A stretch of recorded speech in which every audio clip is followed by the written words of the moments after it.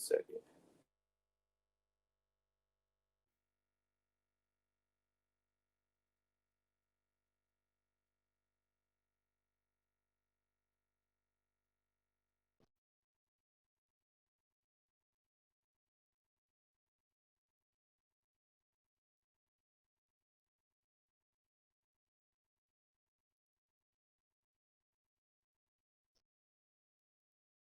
Yeah.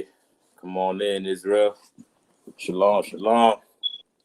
Priest and Officer Thawab of the Isupk started 1 West 125th Street, Harlem, New York, under Commanding General Yohana. And since 1969, we've been teaching the truth according to the Bible. And that truth entails that Blacks, Hispanics, and Native Indians are the chosen people of the Most High, because we are the descendants of the children of Israel. And we've been lied to for 400 years in captivity by our oppressors, by our religious leaders, and telling us that the Bible is for everybody, that this is a white man's book and Jesus Christ is a white boy. You know what I'm saying? But what we did is went to these scriptures for ourselves and found out the truth. That Jesus Christ is a black man. The Jews are black. You know what I'm saying? The children of Israel are Blacks, Hispanics, and Native Indians. And all throughout this book, from Genesis to Revelations, is only talking about the salvation and the history of the 12 tribes of Israel. Right? That's who Christ came to save. And that's what we out here to do, to teach our people to come back to their nationality, come back to their identity, so that way the Lord can give us salvation and redeem us from this oppression that we under, right? I got Trooper Canuck with me. You know what I'm saying? Brother got the camera on, you know what I'm saying? I'm sure, yeah, I can see his face. You know what I'm saying? We out here about to rock it out, man. It's Tuesday night Brotherhood class. Every Tuesday is Brotherhood. We got a full-on schedule down here in Florida. You know what I'm saying? From Monday, scripture breakdown, Tuesday, Brotherhood, Wednesday, law class, you know what I'm saying? Thursday, we are, and then Friday, you got the La Shawan Kodash. You know what I'm saying? So make sure you subscribe to this channel so that way you'll be in the loop with all our classes, all our camp speakings, and everything that we got going on in the school, all right? For tonight's class on Brotherhood, we're going to talk about endurance, along the lines of endurance, but primarily focusing in on hardship, right? Hard times, tribulations, adversities, things that, Blacks, Hispanics, and Native Indians go through, you know what I'm saying, and not given the truth. We are, pushed to, okay, class in Duval tomorrow. Hi, both sides Christ, because Officer Kazak tomorrow got the class tomorrow in Duval. I'm saying 5 p.m., 7 p.m. Let me put that up right here. You know what I'm saying? Being that we go through certain hardships, you know what I'm saying, Blacks, Hispanics, and Native Indians are pushed away from loving each other, pushed away from serving the Most High, and pushed away to abusing themselves, abusing drugs, and joining their oppressor just so they can get some type of ease from all the adversity and hardship that we endure on this earth, right? So we're going to discuss a few scriptures that can, possibly give you some hope. You know what I'm saying? Give you some encouragement, give you some endurance. That way you can overcome the problems that you face in your life. You know what I'm saying? So let me start with Ecclesiasticus 40:1. Shalom, everybody in the chat. See you out there.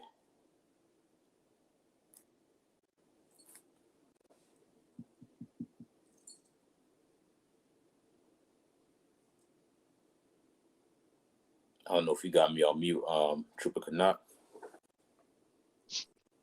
Kind of, sir. All right. The book of Ecclesiasticus, chapter 40, verse 1. Mm-hmm. Great travail is created for every man. Right. Great travail is created for every man. What is that talking about? What is travail? So like you, sir, that's kind of like what you were saying, like hardship, tribulation. Right. Things that we go through. You know what I'm saying? Hardship, You know, the adversity that you face, the problems that you face in your day-to-day life. You know what I'm saying? Travail is something that is natural to all men. But we got to realize that due to the Christian church and through the brainwashing of this place, we think that life is just having fun, living in some type of euphoria, you know what I'm saying? Always on top, never having bad days, you know what I'm saying? And only worrying about your own happiness.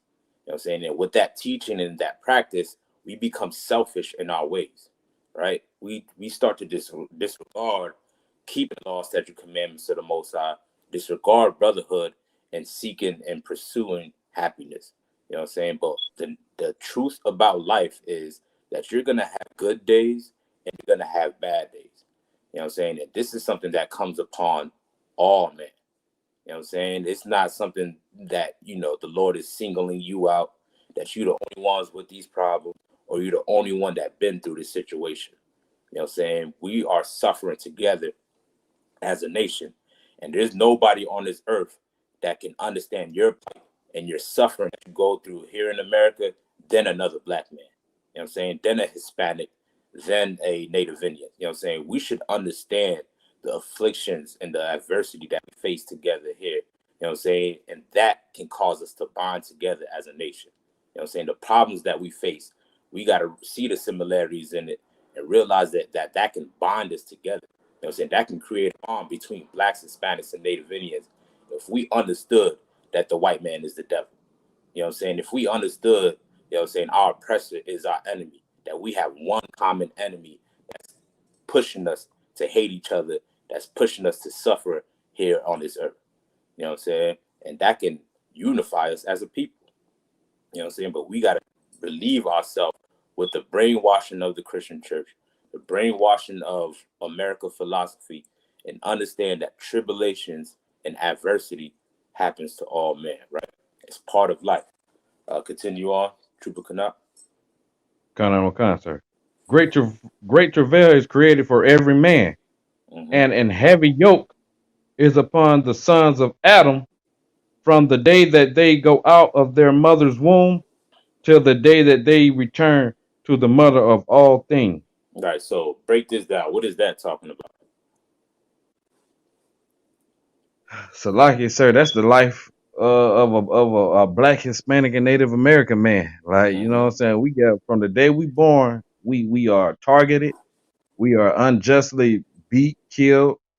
You know what I'm saying? It's just hardship from the day we are born to the day we go to our bodies return to the earth, and our spirit return to the Most High. We gonna go through something. Good Right. days, bad days, Mm-hmm. hardship, travail. Right. Exactly. You know what I'm saying? Because we are the sons of Adam, right? And everybody on this earth comes from Adam. How would they descend from Adam? Salaki from Mhm. because Right. Adam, you know, Adam, he was our forefather. That the Most High chose him, you know, to be, you know, Right. Well, to replenish the earth. Like, you kind know, we come to him through his lineage. through his lineage, right? And there was Right. one specific person through his lineage that the Lord chose to repopulate this earth, right? The Christian church loved to teach that Adam is the only man was the only man created on this earth, or the first man created on this earth. You know what I'm saying Adam was not the first man created on this earth, right? The reason why it says the sons of Adam is because through Noah, after the flood, the Lord killed everybody on this earth. You know what I'm saying? And Noah descends from Adam. And Noah had three sons, Shem, Ham, and Japheth. You know what I'm saying? And with his three sons, they were able to populate the earth. You know what I'm saying? As Blacks, Hispanics, and Native Indians, we descend from Shem. You know what I'm saying? You have the Hamites with the so-called Africans, they descend from Ham. You know what I'm saying? Japhetic, the Pacific Islanders, you know what I'm saying? They descend from Japhet. You know what I'm saying? We all descend from those three men that repopulated the earth. You know what I'm saying? So the sons of Adam always, it's part of life that you have to face adversity on this earth. You know what I'm saying? From the time you born through your mother and from the time that you return to the mother of all things, which is talking about what? What's the mother of all Uh, things? Go ahead. uh, the earth. Right. They call it Mother Earth, right? Right. All right. When you die, they bury you where? In the ground. In the ground, on earth. You know what I'm saying? You get buried in the earth when you die. You know what I'm saying? So from the point you're born to the point that you die, guess what? You're gonna go through some things.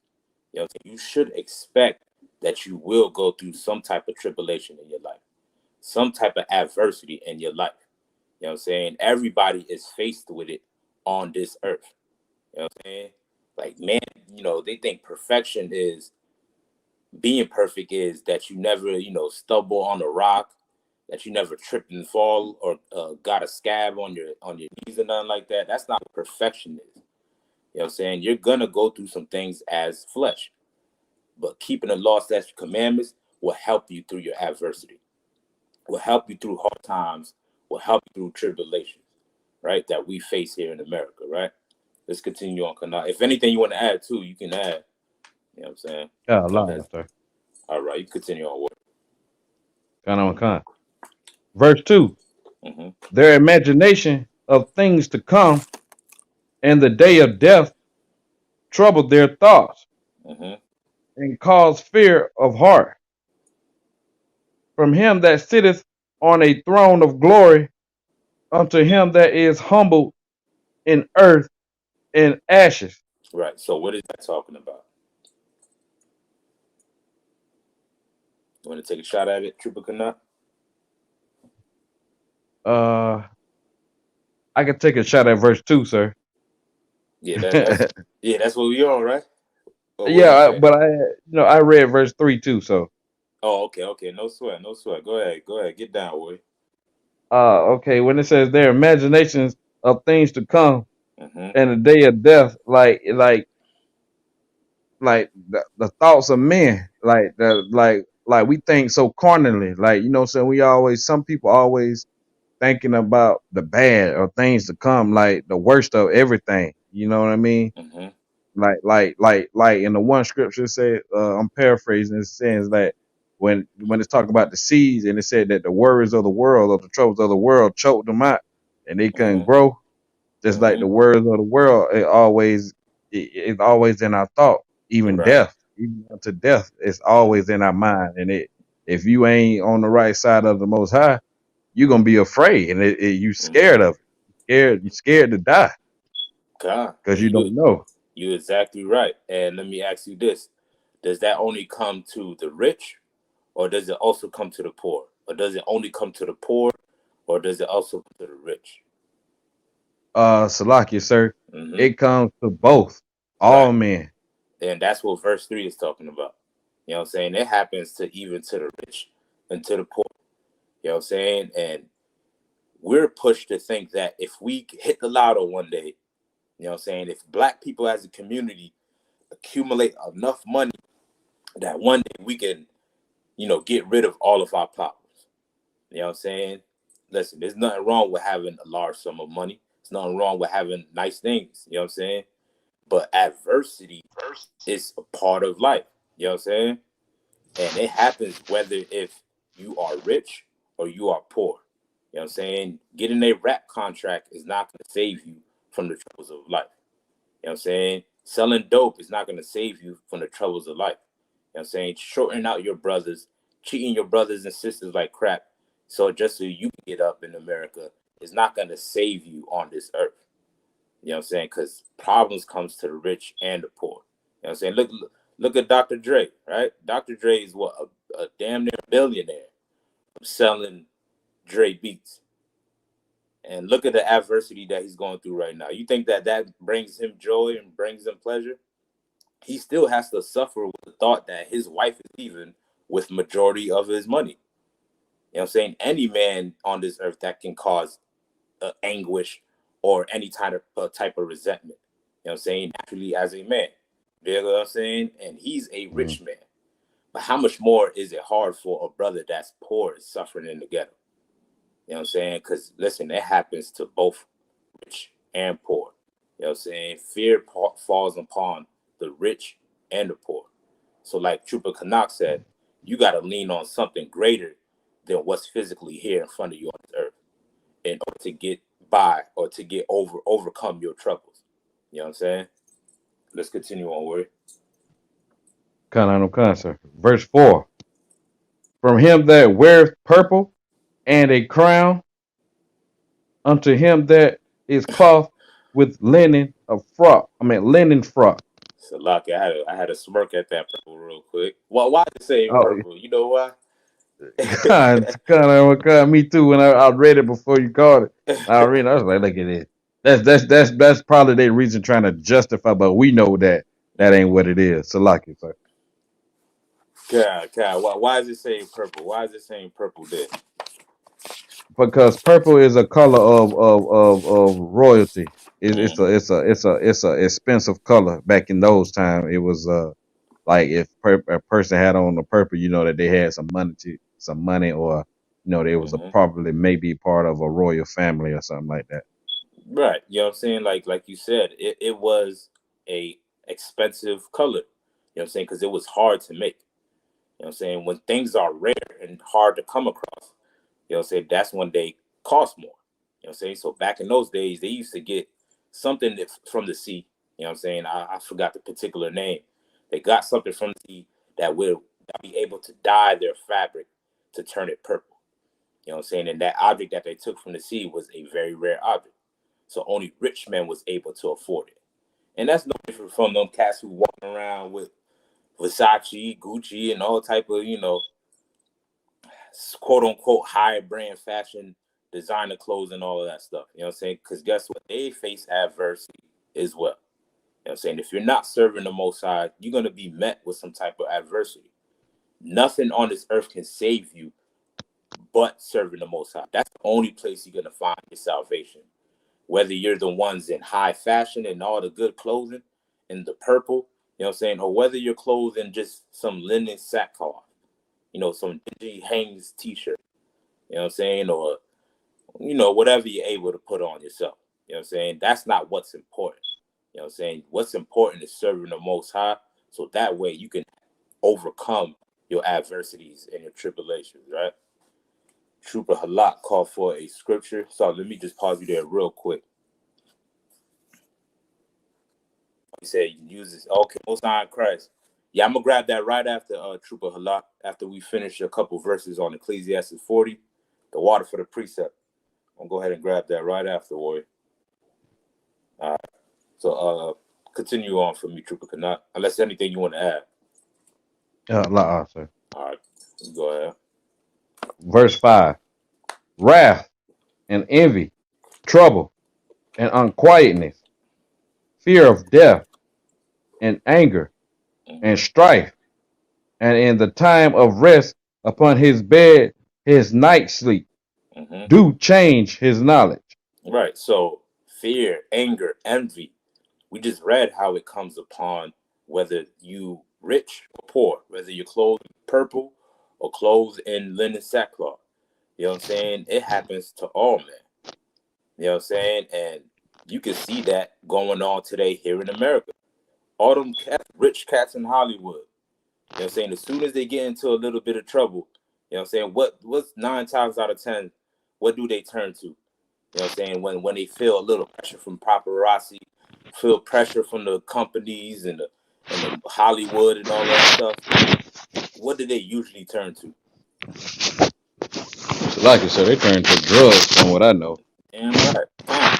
You know what I'm saying? Like not knowing how to deal with their adversity, not knowing how to deal with their problems, they look for a scapegoat. You know what I'm saying? Even with all that wealth, it still can't help them in they problems and their adversity. You know what I'm saying? And listen, Michael Jackson is an example of that as well. Whitney Houston is an example of that as well. With all the money that they had, they still wasn't able to defeat their addiction. You know what I'm saying? They still wasn't able to overcome their adversities and all the problems that they went through in their day-to-day life. You get what I'm saying? Because that's not what's going to save you. You know what I'm saying? Well, even somebody that's poor, that's in the ghettos, in the barrios, in the reservations, if you need salvations and overcome your tribulations, your answers is written in this book. You know what I'm saying? All Blacks, Hispanics, and Native Indians need to understand This is where you're going to find salvation in. By coming back to your history, coming back to your identity, serving the Most High, joining your brothers and sisters in this battle and building up this nation. And guess what? Christ will return and redeem us and relieve us from all the hell that we go through here in America. You know what I'm saying? All the hell that we face and all the problems that we endure here in America. You know what I'm saying? And that's what we looking forward to here in the ISUPK. Right? Continue on for me, Warrior. Kanawakan, sir. Verse 6. A little or nothing is his rest. Mm-hmm. Afterward he is in his sleep, Right. as in a day of keeping watch. Right. So little to nothing. Let me pause you there real quick. Meaning in his day-to-day activities. You know what I'm saying? And his duties that he do. You know what I'm saying? When he gets done with his duties, now it's time for rest, right? You know what I'm saying? Where he laid down on his bed from working all day. Right?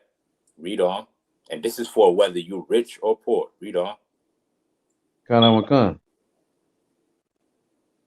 Troubled in the vision of his heart, Mm-hmm. as if he were escaped out of a battle. So in this sleep, right? Think about what the scripture is trying to show you real quick, right? So in this sleep, this person, right, he's having some type of nightmare.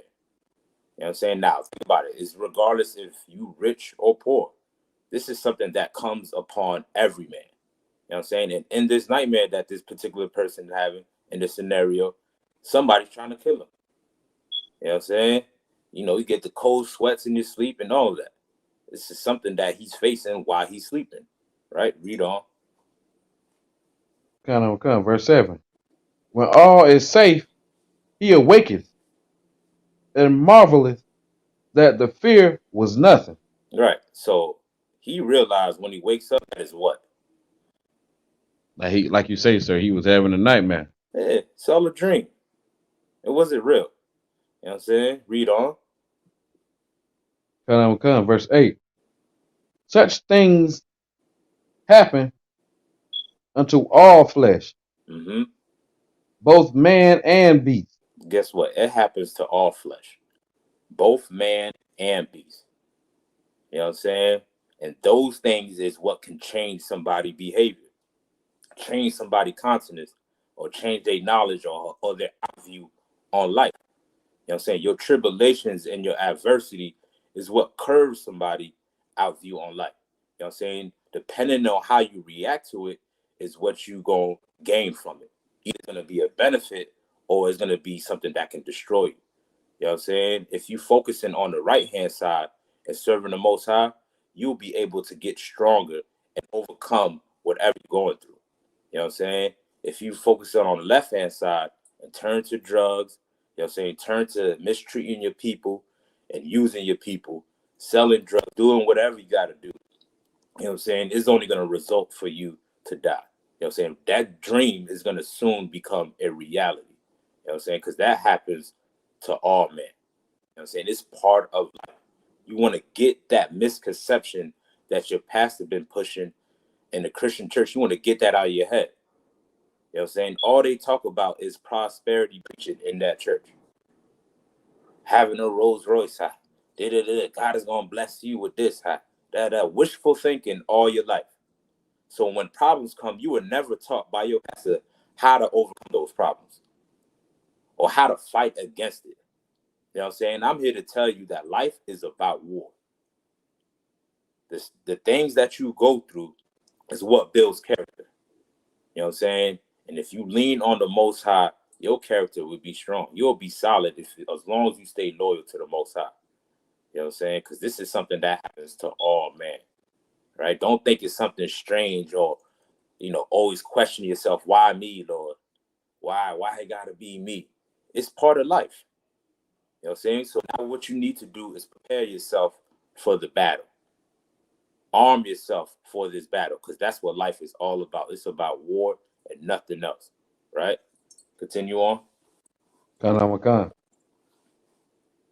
And that is sevenfold born upon sinners. Is what? sevenfold more upon sinners. It's what? Sevenfold more upon sinners. There you have it. Guess what? Adversity comes upon all men. But here's the thing. It's sevenfold worse for sinners. It's sevenfold worse for those that break the commandments, the law, statute, commandments of the Most High. It's sevenfold for those that don't want to do the will of the Most High and be obedient and follow his orders and follow his commandments. You know what I'm saying? It's 7 times worse if you're in the Christian church. You know what I'm saying? If you're celebrating holidays, if you're smoking weed, if you're turning to Molly, if you're turning to drugs to help you with your problems, guess what? It's going to be 7 times. So like, it's going to be 7 times worse for you. You know what I'm saying? This is what the Bible says, man. Because that's the only way you're going to get any solution or any answer to your problems is by serving the Most High. Right? Any more on that, Trooper? That's it for verse 8. That was verse 8. But All right. yeah. Mm-hmm. So like you said, I was gonna say verse 9 go a little bit into detail. Okay, let's dive in verse 9. What that say? Kind. It says, death and bloodshed, strife and sword, calamity, famine, tribulation, and the scourge. Mm-hmm. These things are created for the wicked, and for their sakes came the flood. Right. This is why the Lord is real. If you ever question if the Lord is real or not, you know what I'm saying, or if the God of this book is real, you know what I'm saying, like Officer Kawan brought out what Captain Shawar said about last week's class. Just look around you. Look around your neighborhood. Look around your community. Read the history of Blacks, Hispanics, and Native Indians, and you'll find out that the Most High power is real. You know what I'm saying? Because everything that fell upon us came from the Most High, and it was written in this book. You know what I'm saying? Over 6,000 years ago. I mean, everything. From slavery, from picking cotton, from no business, no infrastructure, being on drugs, suffering from mental disease, suffering from all type of bodily disease. You know what I'm saying? All of that is written for the children of Israel in this Bible. You know what I'm saying? The Lord created that for those that don't keep his commandments. You know what I'm saying? Even our oppressor. Guess what? We had our time coming. You know what I'm saying? Our time came for us. The same way it's prophesied that we will suffer if we disobey the Most High. Well, guess what? In this same book, it's also prophesied that one day we will be saved from the hell that we suffer here on earth. That the Lord will set us above all nations if we serve him. So if you believe that the curses is true, well, guess what? You got to also believe the blessings is true as well. You know what I'm saying? You got to believe that you can achieve and get all the goodness that the Most High promised you. You know what I'm saying? And our oppressor right now, you think that he's doing good and he's, you know, on top and all of that stuff. But guess what? He only got that because we turned away from the Most High. And his time is coming as well. You know what I'm saying? Adversity happens to all men. I'm saying eventually he gonna have to fall down as a nation and serve under all Blacks, Hispanics, and Native Indians. You know what I'm saying? That's what's written of in this Bible. You know what I'm saying? And listen, and even in his kingdom, he's still going through some things that he don't even have answers for. Right? He trying to fight against the coronavirus, trying to fight against the opioid epidemic. You know what I'm saying? They suffer from not being able to repopulate as much as other races and other nations. You know what I'm saying? They suffer from all types of stuff, you know, even on top. You know what I'm saying? Because they was not chosen to be to rule this earth. They was not chosen from the Most High. So that's why they do things not regarding repercussion. They polluting the earth, messing up the ozone layer, animals going extinct. You know what I'm saying? They trying to do whatever they could do just so they can survive here on this earth. Just so they can escape their adversity and their tribulation on this earth. They trying to kill, steal, and murder like a vagabond would do. You know what I'm saying? Well, I'm telling you, if you're a Black and Hispanic and Native Indian, you ain't got to be like our oppressor. All you got to do is change your life and serve the Most High. And you ain't got to worry about basic problems that you go through here on this earth. You know what I'm saying? You ain't got to worry about that. Your kids ain't got to worry about it. You know what I'm saying? All the things that we suffer right now here on this earth, there is a solution to it. And it all ties to keeping the commandments of the Most High. You know what I'm saying? That can, get rid of most of the problems that we face with here in America, here on this earth, Central America, South America. You know what I'm saying? This book has the answer to all your problems, right? You know what I'm saying? There was any more in that Trooper Canuck?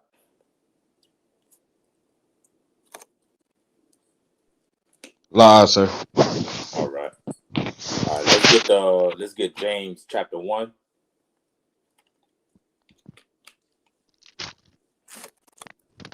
Come, sir. We're gonna grab the James chapter 1 as a precept that Trooper Halak threw out.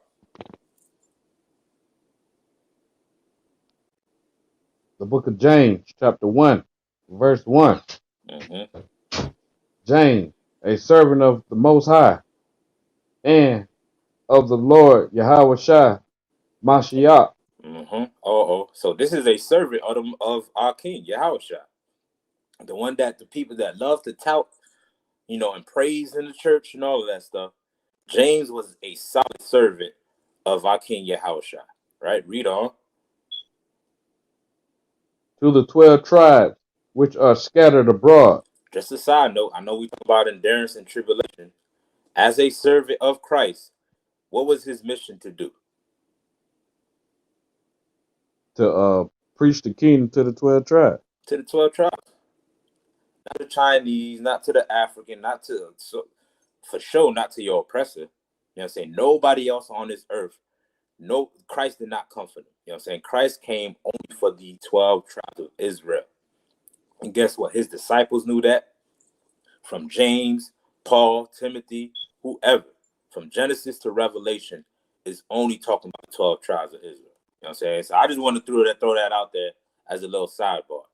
This is, a proof showing that this is only talking about the 12 tribes of Israel, right? Let's continue on. It says, greeting, Mm-hmm. my brethren, count it all joy when ye fall into divers temptations. All right. When you fall into diverse temptation, read on.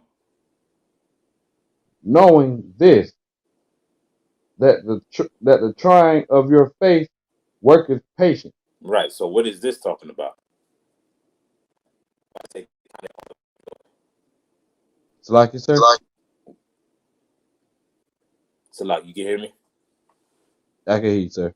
Okay, my fault. I said, why is it saying count it all joy when you fall in temptation or go through certain hardship in your life?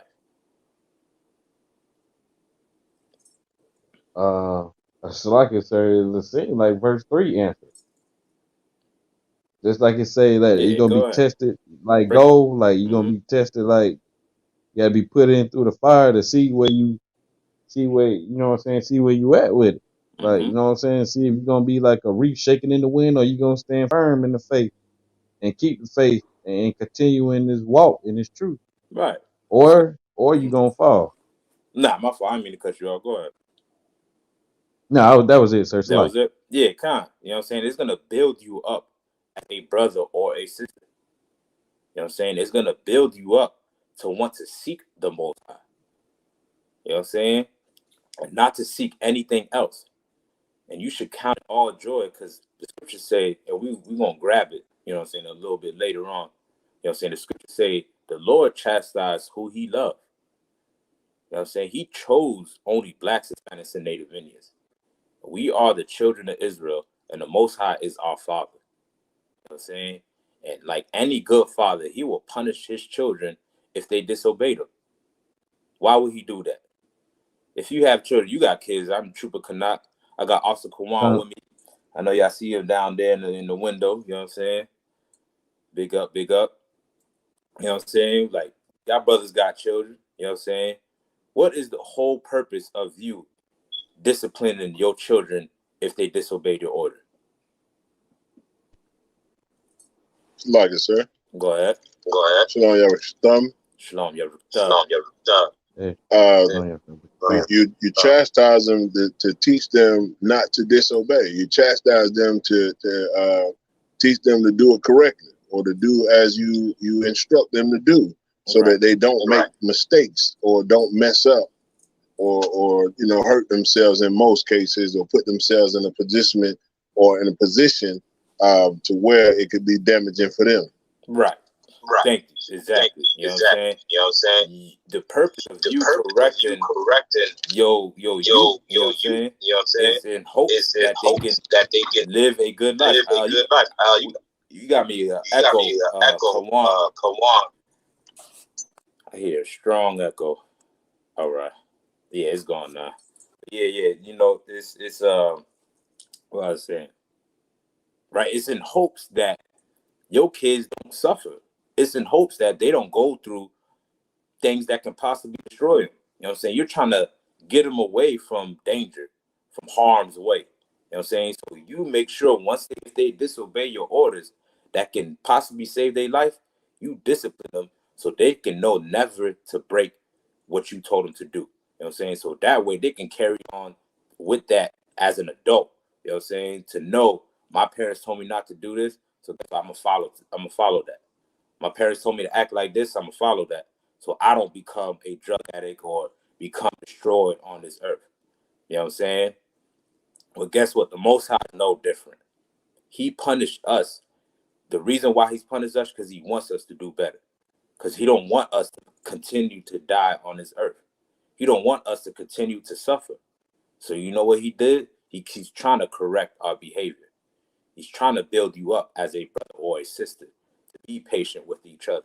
You know what I'm saying? To love each other. You know what I'm saying? To keep his commandments and to serve the Most High. You know what I'm saying? And that's what Christ died for. So damn right, brother's correct.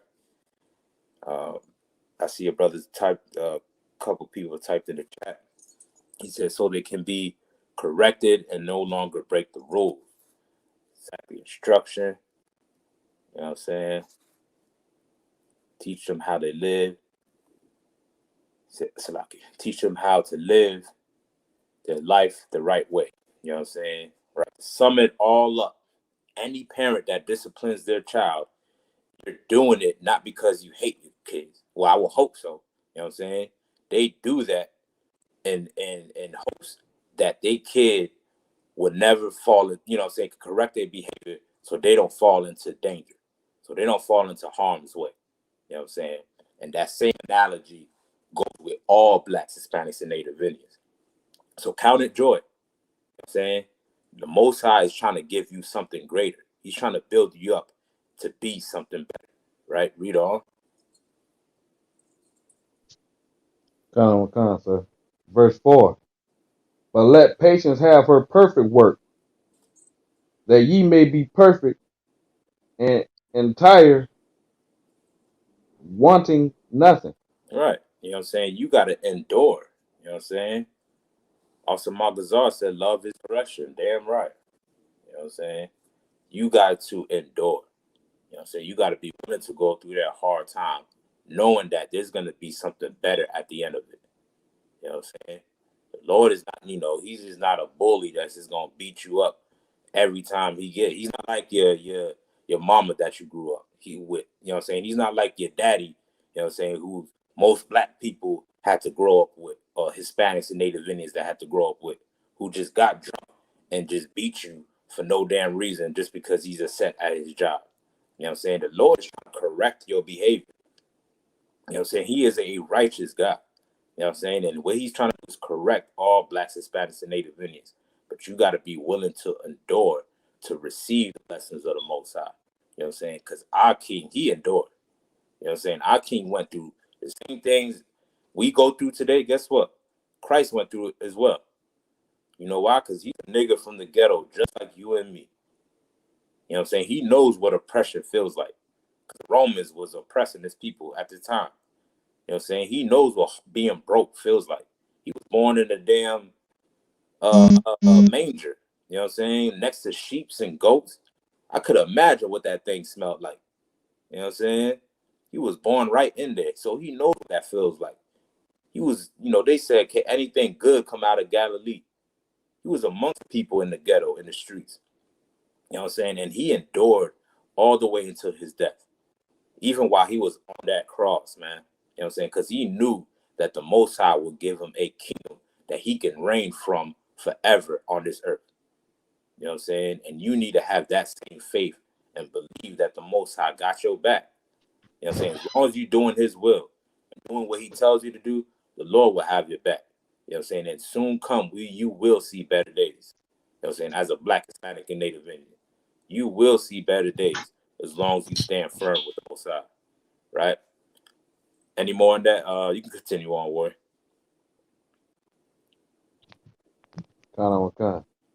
Verse 5. If any of you lack wisdom, let him ask of the power that giveth all, that give to all men liberally, and upbraideth not, and it shall be given him.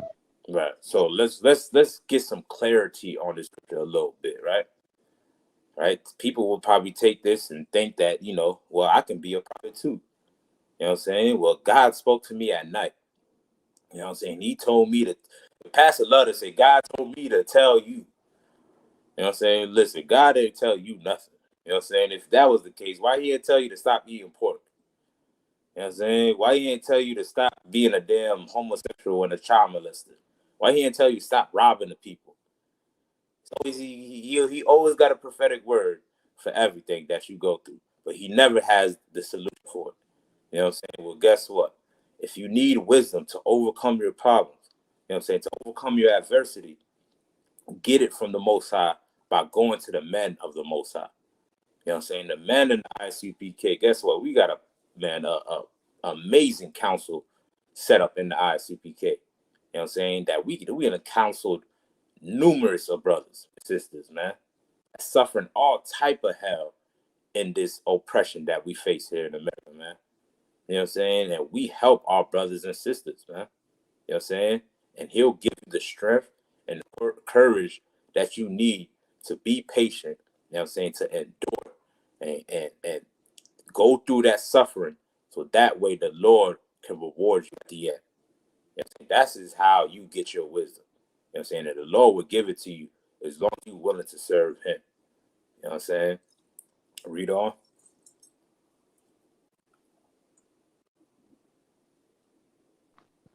Sir. All right.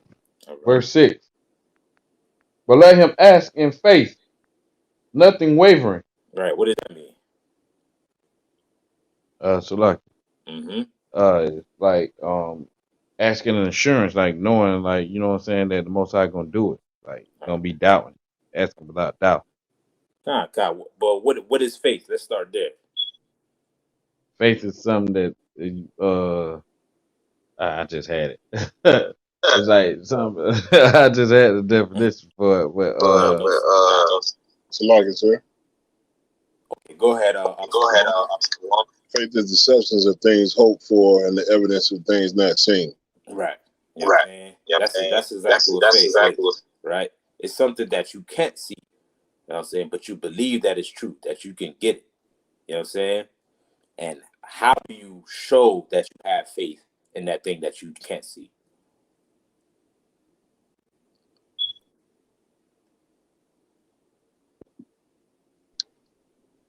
Salakia, everyone.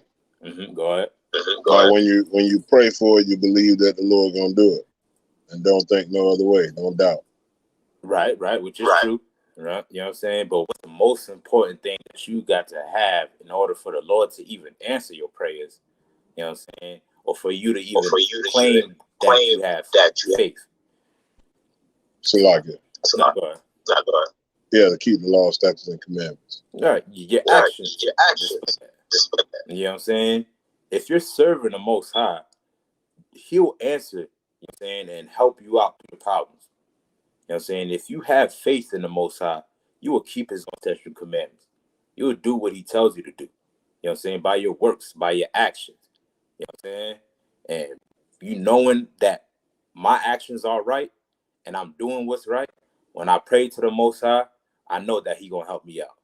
You know what I'm saying? Because my faith is in my work that I show that I have faith in the Most High. You know what I'm saying? This is what it's all about. It's all about your all actions. about your actions.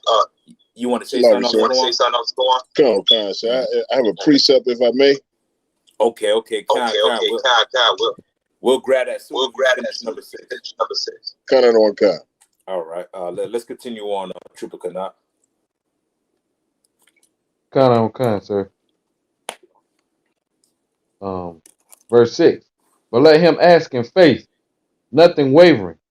For he that wavereth is like a wave of the sea driven with the wind and tossed. Right. You know what I'm saying? The only way somebody can be wavering, you know what I'm saying, meaning uncertain, is how? In what way? Based on what we just discussed. Salaki, sir. Go ahead, Trooper Kanat. Go ahead. Someone not following the commandments or not putting in action. You know what I'm saying? They double-minded. They playing both sides of the fence. You know what I'm saying? Well, if you want to serve the Most High, you got to make a choice. And once you come to serve the Most High, you have to prepare yourself for temptation. Prepare yourself for hardship. And you got to be willing to endure that hardship in order for you to receive your reward. But if you're wavering and doubting, you know what I'm saying, and dabbling in this, you know what I'm saying, and sparking up that blunt to ease your mind, or sniffing this, or laying with this, or doing any type of abominable things, you know what I'm saying, that the Lord require you not to do, just so you can ease yourself a bit, you know what I'm saying, you're somebody that has no faith in the Most High, and that won't receive the true reward that the Lord has promised you, you know what I'm saying, or has promised us as a nation. You know what I'm saying? We as a nation are judged as a nation.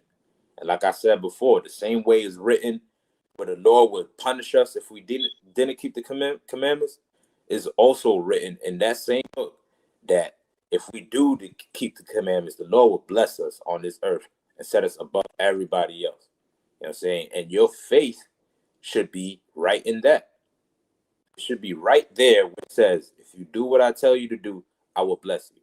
Because guess what? We're not doing what the Most High told us to do. And we can see the curses right now. You know what I'm saying? You see it going on right now. We're living in hell, suffering through adversity, through tribulation, through hardship. You know what I'm saying? Because we didn't keep the commandments of the Most High. So your faith should be, if I want the blessings or the reward of the Most High, I got to keep the commandments without wavering. You know what I'm saying? Without any doubt, you know what I'm saying, in my mind that the Lord will bless me, right? And bless us as a nation, right? Also, Kawan, right? You say you got a precept? Kind of on count, sir. The book of Ecclesiasticus, chapter 2, verse 10. Mm-hmm. One of my favorite scriptures. Look at the generations of old and see, did ever any trust in the Lord and was confounded? Right. Let's talk. If Come on, count, sir. Go ahead. Get down. All right. Yeah. So, what is it talking about when it says the generations of old? Well, what's that talking about? Salaga, sir. Mm-hmm. Our forefathers. Right. Our forefathers. Our forefathers. Where could you find the history of our forefathers? In the scriptures, sir. Right. And this is where, as Blacks, Hispanics, and Native Indians, where we can find our true identity and the true history of our people. And if you search through these scriptures, man, you know what I'm saying, time and time again, our people was going through it. Even the ones that serve the Most High. You know what I'm saying? The Lord judges us as a nation. He ain't looking for your individual blessing and, you know, as long as I'm good and I'm straight. You know what I'm saying? That's not what the Lord is looking for. You know what I'm saying? The Lord is looking for, as a nation, for all of us to get it together. And guess what? Some of our great men that was written up in this Bible had to go through some hard things in order to receive the blessing of the Most High. You know, our forefather Abraham, our forefather Isaac, you know what I'm saying, Jacob, they all had to be tempted or endure some tribulation or adversity in order for the Most High to bless them. You know what I'm saying? And that's where we descend from, man. That's the blood that's flowing through your veins, man. You know what I'm saying? Your spirit, you know what I'm saying, that's within you as a Black, Hispanic, and Native Indian, you know what I'm saying, come from those great men.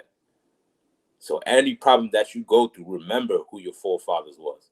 Remember your history. Remember your identity in order to overcome it and what we need to do to make it right. Let's continue on our score. Kind, sir. Or did any abide in his fear and was forsaken? Mm-hmm. Or whom did he ever despise that called upon him? Mm.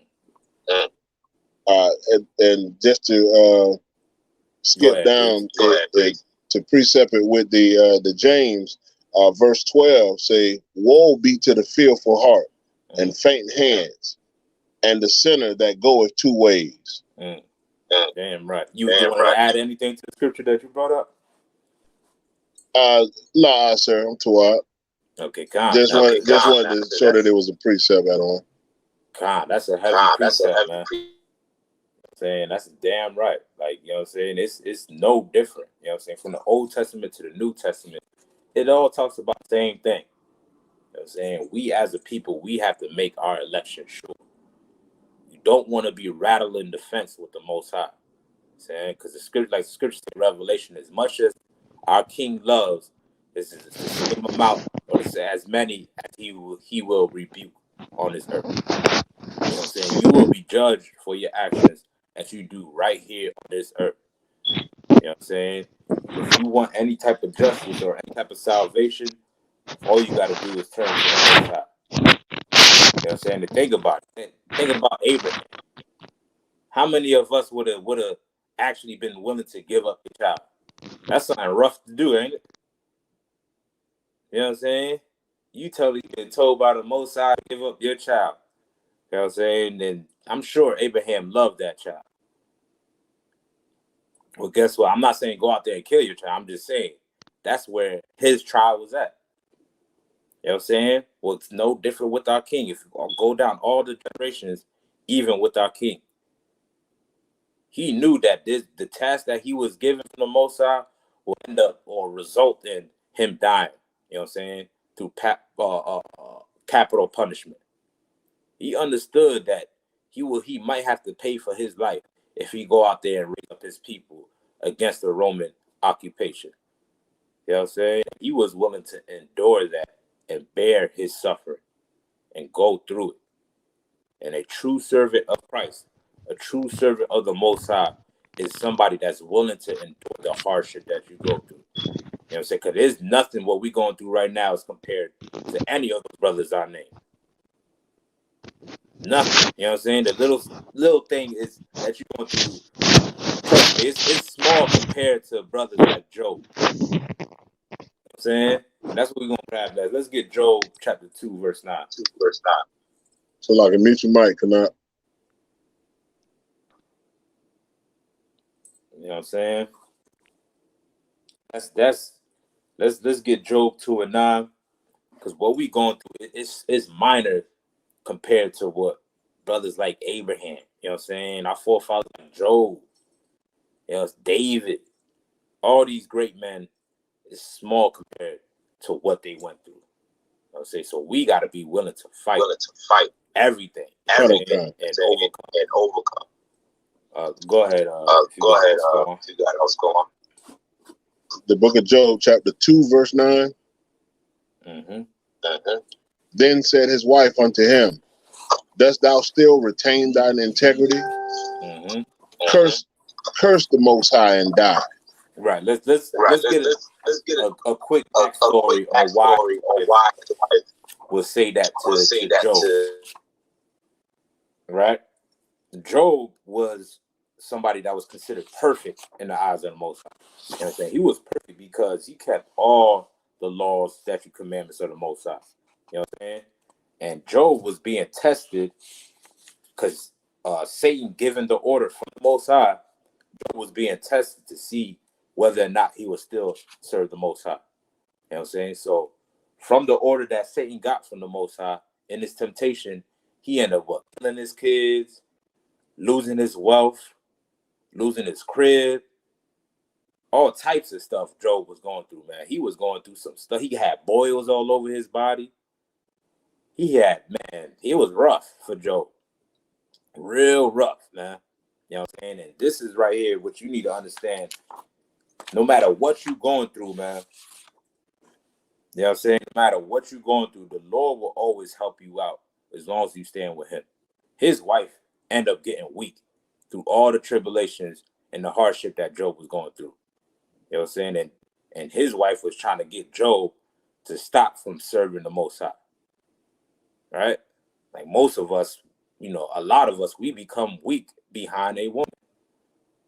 You know what I'm saying? We become weak from chasing behind tail, man. You know what I'm saying? That woman don't want to act right. You know what I'm saying? Let her be a whore, man. Let her be what she wants to be and be free on this earth. You know what I'm saying? That's where you can continue to serve the Most High, man. You know what I'm saying? A lot of us become weak and become Christian and follow behind a woman and serve other guys, all because some woman is telling them and whispering in their ear and they don't have enough strength to serve the Most High, man. You know what I'm saying? Well, it's no different from what's going on today than what happened in the time of Job. Right? Let's continue on.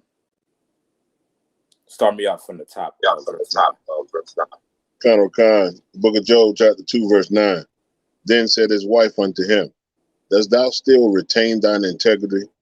Curse God and die. Right. Go. But he said, just come to the church. Just come to the church. You get spark this blunt. Spark this blunt. You know what I'm saying? You know what I'm saying? Then you'll get it all back. That's everything that we're tempted with today for us to break our integrity and serve the Most High. Right? Read on. Colonel Khan, verse 10.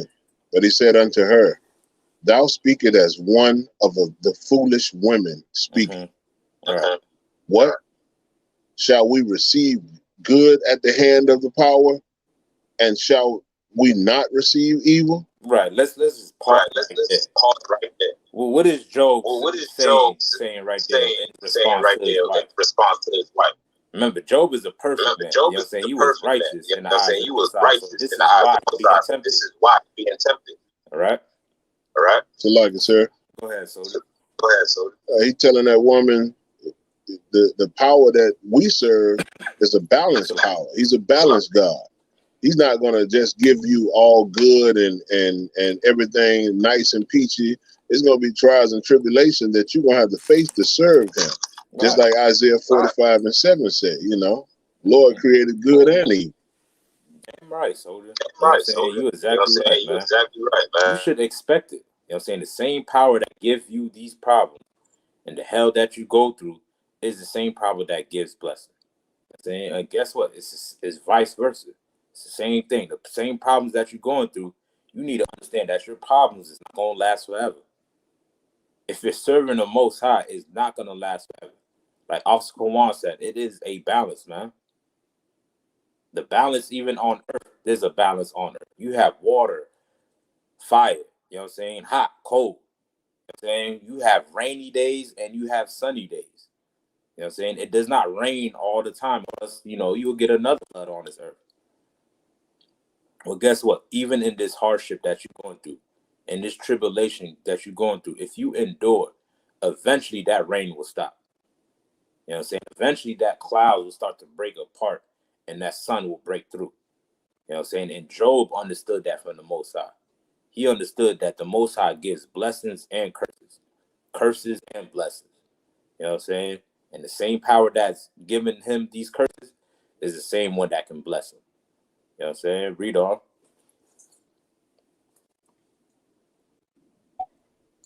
Colonel Khan. In all this, did not Job sin with his lips? Right. So in all this, his wife was considered foolish, and Job still retained his integrity. He did not break away and start breaking the commandments just so he can ease himself from the problems that he goes through. You know what I'm saying? Malgazar said it's a real bad feedback, sir. Yeah, I ain't sure where that echo's coming from off the lawn. You know what I'm saying? I'm not sure where that echo is coming from, but it seems like every time I mute it, there's an echo. Throw water off some Malgazar. All right? Because you got to make sure and understand that no matter what you go through, that the Lord can help you out. And that's the only way you're going to find any help on this earth. You know what I'm saying? And Job understood that. He maintained his loyalty. He maintained his integrity. You know what I'm saying? What you want to do, you want to ask yourself, am I as honorable as Job? You know what I'm saying? Do I have as much integrity as Job did in his hardship? You know what I'm saying? You're not getting boils. Your kids ain't. Salaki, it's still an echo. La, sir, I don't hear it. It's You don't only hear when it? also Kawan was speaking. Okay. All right. She probably got it a little bit late. If y'all can hear me just fine, please, if y'all could just put one in the chat, Baba Kashah. Just had a little bit of technical difficulties. You know what I'm saying? All right. So let's go ahead and drop that. All right, the water, y'all see the one. Courtney. Also Magazar. The water, y'all. All right, so let's drop that real quick. Let's see what I want.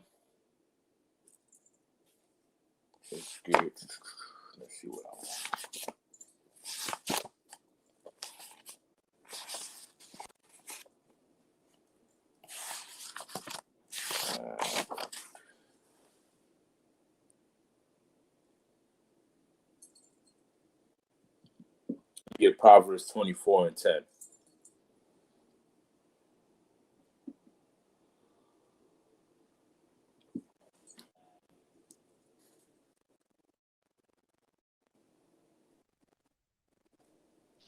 Come, sir. All right. The book of Proverbs, chapter, you said 21? 24 and 10, Bible Shah. Come. The book of Proverbs, chapter 24, verse 10. If thou faint in the day of adversity, thy strength is small. Guess what? You faint. You know what I'm saying? In the day of your adversity, what does it mean to faint? What is that talking about? Is it talking about to be malnourished, dehydrated, and pass out? What is that faint talking about?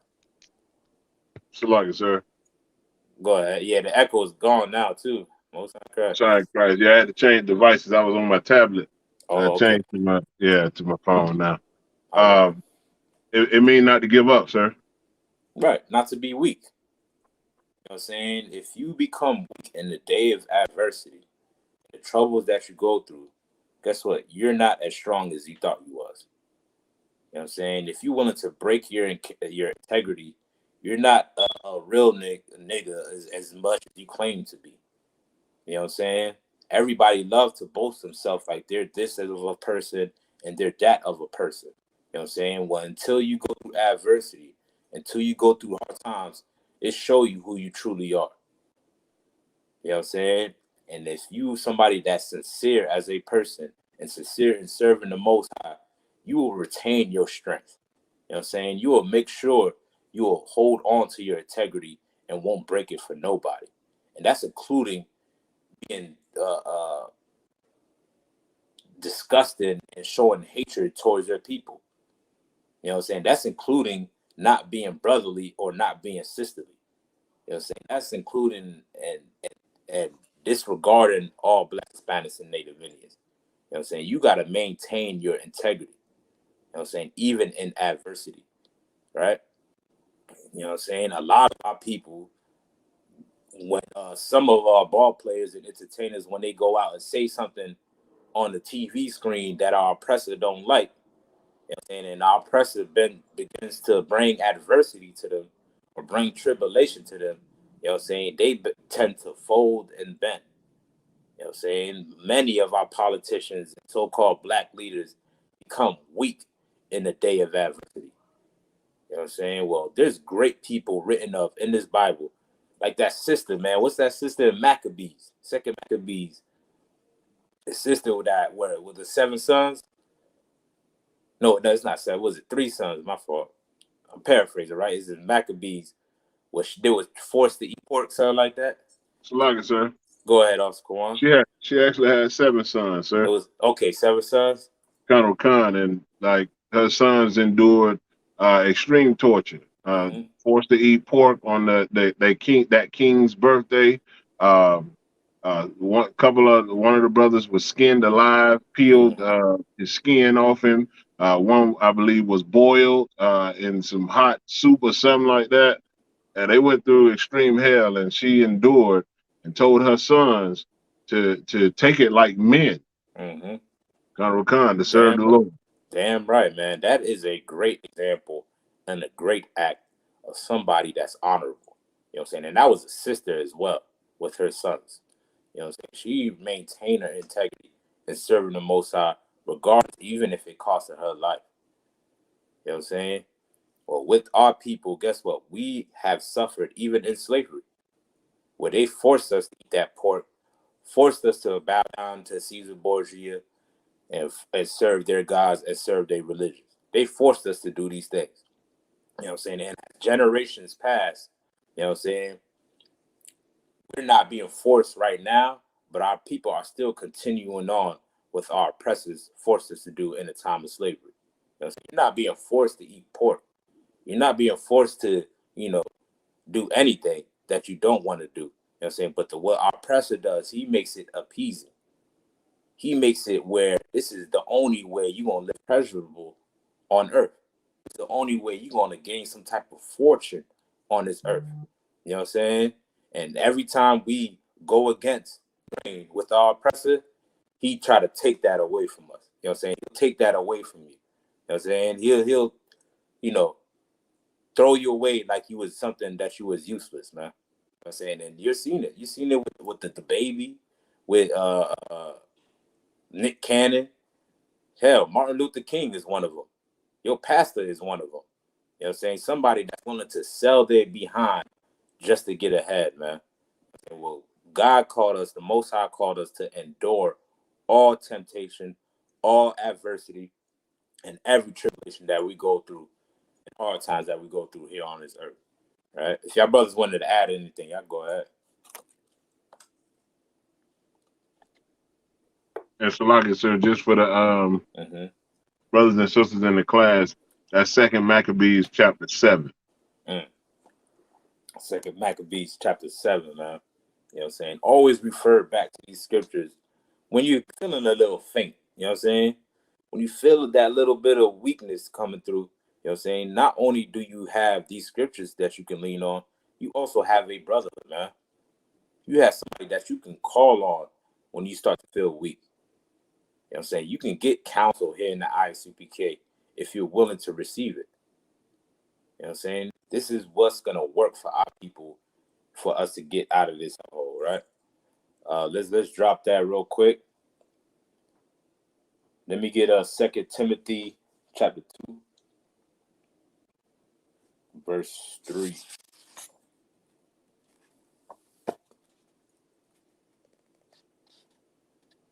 Now, matter of fact,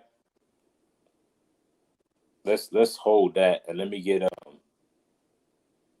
Ecclesiastes chapter 3, verse 1. Salaki, sir, Ecclesiasticus Ecclesiastes 3:1. 3 and 1. Mm-hmm.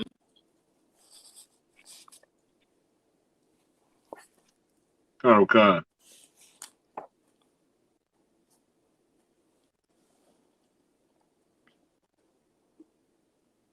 Go ahead, sir.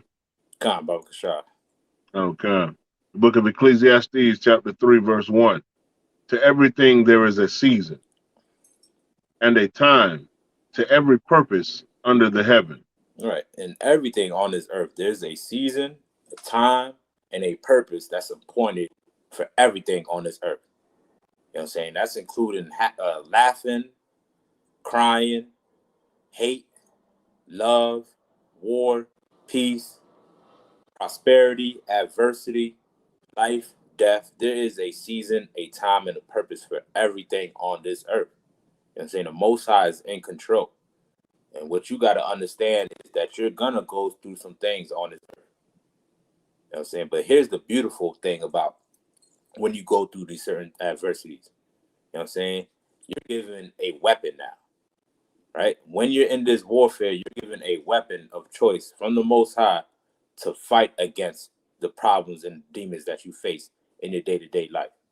You know what I'm saying? This is something that arms you, so while you're aware when things is going wrong.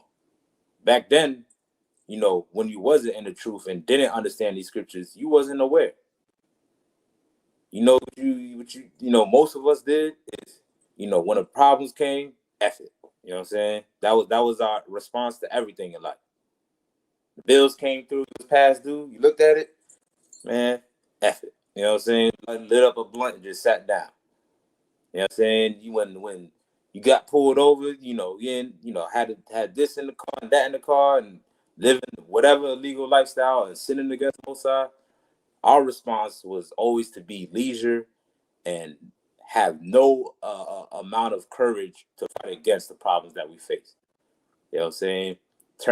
We turn into politician, turn into false hope that never helped us.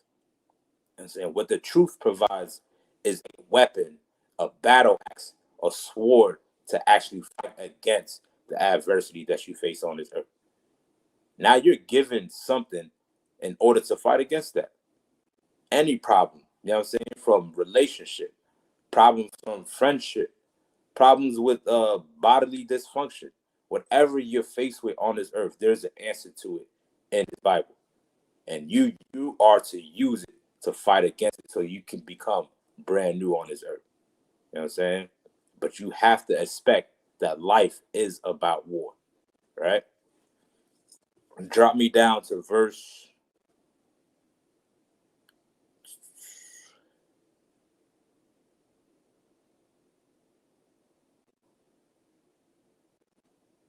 10, Bible sure. Verse 10. I have seen the travail which God hath given the sons of men to be exercised in it. Mm-hmm. He hath made everything beautiful in his time. Also he hath set the world in their heart, Mm-hmm. so that no man can find out the works that God maketh from the beginning to the end. Right. The Most High is the author of everything. You know what I'm saying? What you're fighting against, you're not fighting against Satan. You know what I'm saying? You're not, of course, that's the adversary that you have to make sure that you don't, fall under to your weakness. You know what I'm saying? But Satan works for the Most High. You know what I'm saying? You're not fighting against the devil or some man that lives underground with a pitchfork that's all red. You know what I'm saying? The Lord is the one that's bringing everything that you go through. All the problems and tribulations and the adversity that you go through come from the Most High. You know what I'm saying? And he set everything in order. He set things in the way that he wanted to be. You know what I'm saying? So when you go through something, you never should ask yourself, well, why me, God? You know what I'm saying? Ask the Most High to give you strength to overcome it. You know what I'm saying? That's what you want to ask the Most High. Instead of asking them why, ask them for strength. You know what I'm saying? Because you should know that it comes from him. And he's the only one that can give you any type of salvation from it. You know what I'm saying? And listen, Blacks, Hispanics, and Native Indians, we done suffered too much on this earth. We done suffered plenty on this earth. You know what I'm saying? The problem is we're not looking in the right direction. We're not receiving the answers from the Most High. Your pastor don't have the answers. Your Imam don't have the answers. Jesse Jackson, Creflo Dollar, no matter who you go to, they don't have the answers, man. You know what I'm saying? Your answers is found in these scriptures. It's found in Isupk under Commanding General Yohana. This is where you're going to find the answers of life. So that way you're not wondering, why is this happening? I thought all my life when I used to go to the church that as soon as I prayed to God, life would be good. It's supposed to be sunshines and rainbows, raining money all day. You know what I'm saying? Money trees growing out my backyard. And life is supposed to be peaceful and wonderful. You know what I'm saying? That is a selfish mentality. That's how a child thinks like. You know what I'm saying? That everything should be pleasing unto them. Everything that you do, it has to be pleasing unto them. That's how a child thinks like. You know what I'm saying? That's how your oppressor thinks like. You know what I'm saying? But the true answer to life And the answer to your problems is found in these scriptures, man. And the Most High is the author of all of it, right? Let's drop that real quick. Let me get Ecclesiasticus chapter 2 and 1. Baba Kasha. Like I said, if our brothers want to add anything, man, don't hesitate. You know what I'm saying? Our brothers can go ahead. Okay. All right. The book of Ecclesiasticus, chapter Mhm. 2, verse 1. My son, if thou come to serve the Lord, prepare thy soul for temptation. To do what? Prepare thy soul for temptation. To do what? Prepare thy soul for temptation. Prepare your soul for temptation if you come in to serve the Lord. Don't that sound very opposite of what we've been taught in the Christian church? Okay. Your pastor sitting in that Sunday service with his 3-piece suit on all Sunday talking about serve Jesus and things will be so great for you. Serve God.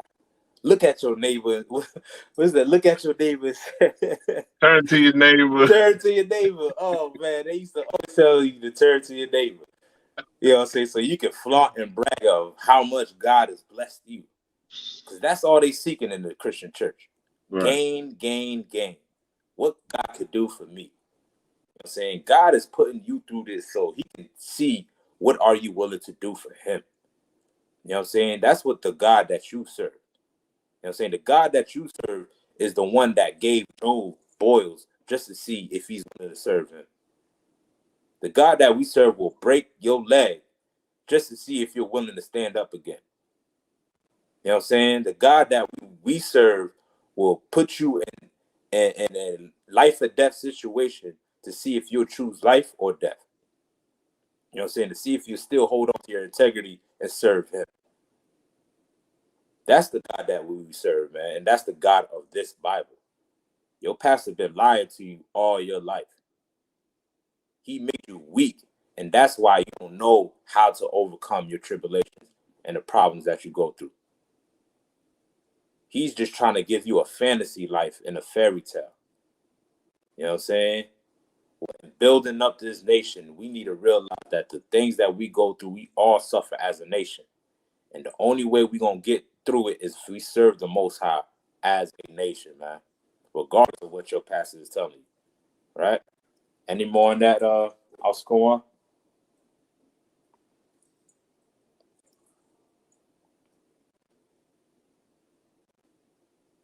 You got me on mute. I'll score on. Salaki, sir, did you want me to read verse 2 as well? Jump me down what you on the precept that you brought out, right? In verse 10, what you left off, verse 11? Con out of one con, sir. All right, let's get that one. Con, sir, verse 11. Mm-hmm. For the Lord is full of compassion and mercy, Mm-hmm. long suffering, and very pitiful, Mm-hmm. and forgiveth sins, and saveth in time of affliction. Right. If you do what the Lord tells you to do and actually keep the law, statutes, and commandments, he can help you out. The drugs won't do it. The pastor won't do it. Religion will not do it. Hollywood, TV, a rap contract, a football contract. You know what I'm saying? Our brothers are dying young with all the money in their bank account and still dying and suffering the pain of loss, suffering the pain of people trying to short them and all type of hell that they go through because they don't understand that the Lord is the answer of everything. You got to understand that the Lord brings adversity and he brings prosperity. And the only way that you can fight against your adversity is by serving him. You know what I'm saying? There's no other way on this earth. You know what I'm saying? Read on. Con, sir. Verse 12. Woe to be, Salaki, woe be to the fearful hearts and faint hands, and the sinner that goeth 2 ways. All right. So while you going through it, don't be faint-hearted. Don't go 2 ways. Stand with the Most High. Stand with your nation. Stand with your people. Regardless if you lose out on that $1 million deal that the oppressor promised you. Say the right things. Do the right things. Don't go what the world follows and what the crowd does. You know know what I'm saying? Stand on your own square and serving the Most High. That's what the Lord called us to be. That's what being holy means. It means to be separate from everybody else. So guess what? You're going to say things that's contrary to the ways of this world. You're going to do things that's contrary to the ways of this world. What's most important is you're not trying to please the world, but you're trying to please the Most High. So if you're going through it, stand with the Most High. The Lord is going to destroy this earth, this world. He's going to destroy all the lust of this world and all the goodies and the pleasures that people find in this world. The Lord will destroy, and he's going to raise up those that stood with him, even in the adversity and tribulations and hard times. Right? Let's continue on. Colonel Khan, verse 13. Woe unto him that is faint-hearted, for he believeth not. Therefore shall he not be defended. Right. Read on. Woe unto you that have lost patience.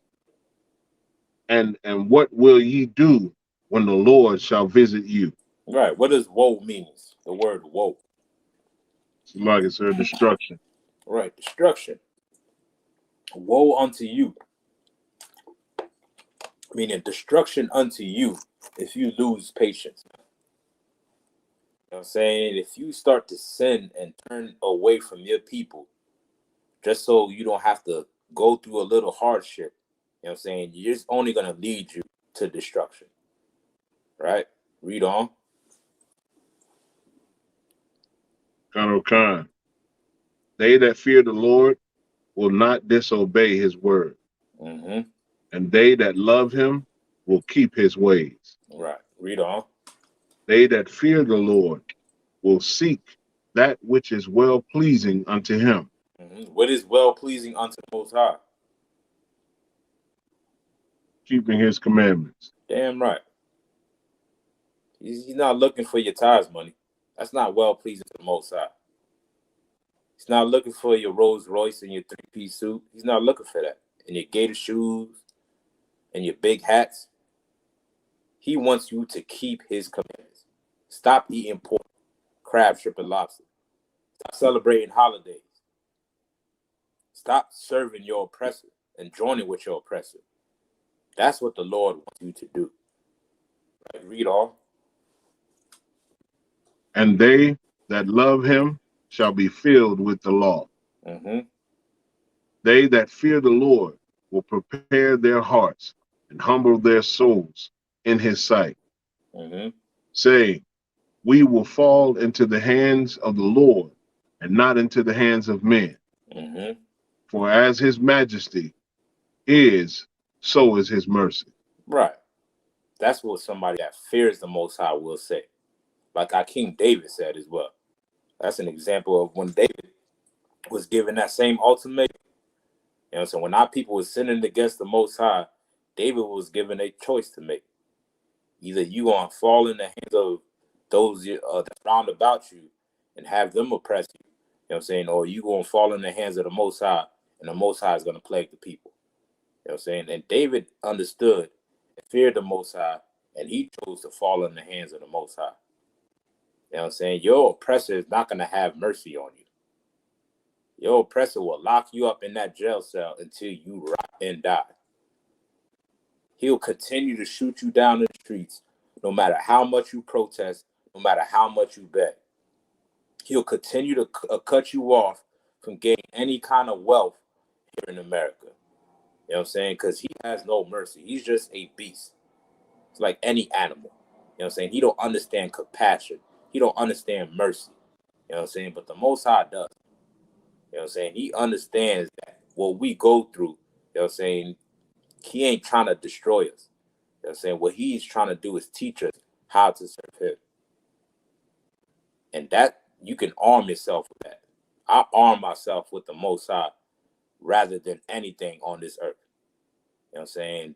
Serving the Most High is your weapon against adversity and tribulation, right? Let me get 2 Timothy 2 and 3. Baba Kashah. Now got a little quiet on me, man. Where you at? What's up? Go ahead. You want to grab that?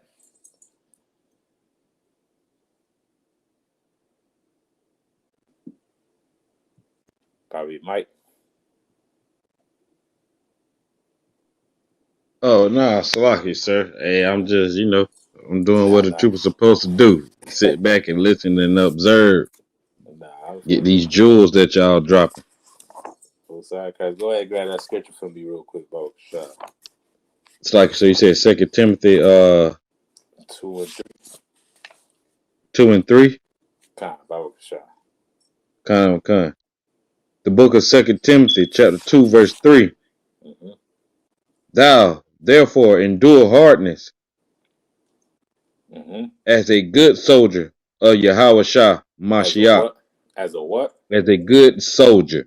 As a good soldier. You know what I'm saying? That's what Christ is calling us to be. You know what I'm saying? He don't want you to be scared of everything in life, afraid of every little thing that goes on around you. You know what I'm saying? He is trying to build you up with enough character for you to fight against the problems that you face and the hardship that you face. You know what I'm saying? But the only way he could build you up if you go through that fire. And any good soldier will endure that fire. You know what I'm saying? Because we are warriors and trained to fight against all oppression. Everything that we go through, from sinning against the Most High, you have to fight against that because that's what life is all about. It's all about war. You know what I'm saying? You might be up one day, it might be down the next day. It's part of life. You know what I'm saying? But you should never want to turn your back on serving the Most High and being down for your people. You know what I'm saying? There's casualties to war. There is casualties to war. There is hardship that comes with war and being a soldier. All right? One of those casualties. Let's get Luke 14 and 26. Let's read about one of these casualties that come with being a soldier. That comes with going to war. You know what I'm saying? And standing with the Most High. Let me get Luke 14 and 26 real quick.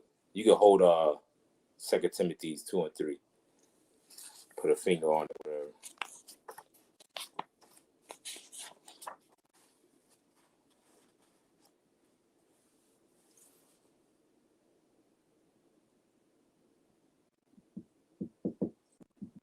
You want me to get it, sir? I got it. Yeah, whoever got it. Kind. Book of Luke, chapter 14, verse 26. If any man come to me and hate not his father and mother and wife and children and brethren and sisters, All right, let's yea. pause. Let's pause there real quick. That alone is something that comes with serving the Most High. That's the temptation and the adversity and the hardship that you have to be willing to endure to serve the Most High. This is one of the casualties that comes with this warfare, that comes with life, if you're willing to stand with the Most High. You know what I'm saying? And a lot of us, we become weak to our father, to our mothers, to our wives, to our brothers, to our family members. You know what I'm saying? We become weak and thinking about how they feel about you being in the truth, or thinking about, you not being invited to the birthday party, or you being singled out and being the black sheep. You know what I'm saying? And them having to talk about you and talk down on you and all that stuff. You know, as a soldier or as a princess or a daughter of Zion, you have to be willing to endure that. You have to be willing to go through that and hate your father, hate your mother, and hate your sister and brethren and those family members that hate the Most High. You know what I'm saying? And when I say hate, I don't mean go up to them and punch them in the mouth. You know what I'm saying? I don't mean to have any ill will towards your mother, towards your father, towards your loved ones. You know what I'm saying? Hate is talking about what's relative. You know what I'm saying? By you not coming to that Christmas dinner, guess how it's going to be perceived by your grandma? Go ahead. Anybody want to help me out, Squan?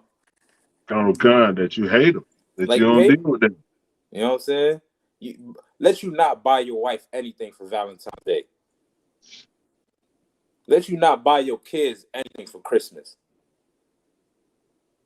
You know what I'm saying? Because you love the Most High, they hate you. You know I'm saying? So you got to be willing to stand with the Most High no matter who comes against you, no matter what problems you face that comes with this warfare, right?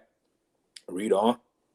And now, if I could, before you read on, not only your family members and those that oppose you, right? There's also more to it. Go ahead, also go on.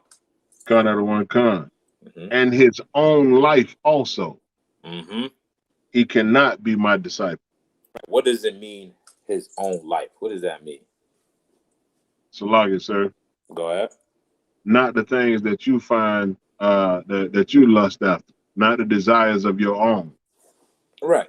The things that you might find pleasurable unto you, but the Most High disapprove of it. You know what I'm saying? Like your old self, your old ways, right? You have to be willing to go against that. Now, does that mean you should have depression and hate yourself and, commit suicide and all that stuff? That's not what it's talking about. You know what I'm saying? What it's talking about, you have to stop doing the things that the Most High hate. And hate, the things that displease the Most High, that makes the Most High angry. By stop doing it, stop, getting high, stop doing whatever makes you happy and pleasurable. That's the things that you got to stop doing. Even that's beneficial to your own self. Because guess what? Our King did it. Yahushua did it. Right? Trooper Rakam says, Salaki, if I may, to hate everything about you that is against the Most High. Damn right. You know what I'm saying? Hate everything that's against the Most High. You got to be willing to kill that old man and become brand new. And guess what? It comes with a lot of problems. It comes with a lot of adversity and lonely nights and tribulations and being by yourself and looked at as weird and all of that stuff and whatever. You know what I'm saying? But the scripture says those that endure to the end shall be saved. You have to be willing to be ridiculed, looked down, you know what I'm saying, hated by your own peers in order to receive any salvation from the Most High. Because guess what? Our King went through it the same way. He went through it the same way, right? Read on. Khan. And whosoever doth not bear his cross and come after me cannot be my disciple. Right, what's that talking about? Salakia, sir. Pretty much if you don't endure to the end, if you don't take everything that life has to give or offer or come against you with and continue to serve the Lord, the Most High, and follow his laws, statutes, and commandments, you ain't worthy to be his disciple. Right. You know what I'm saying? You got to be willing to bear that cross, meaning bear that burden or that hardship that you have to bear in order to get any reward from the Most High.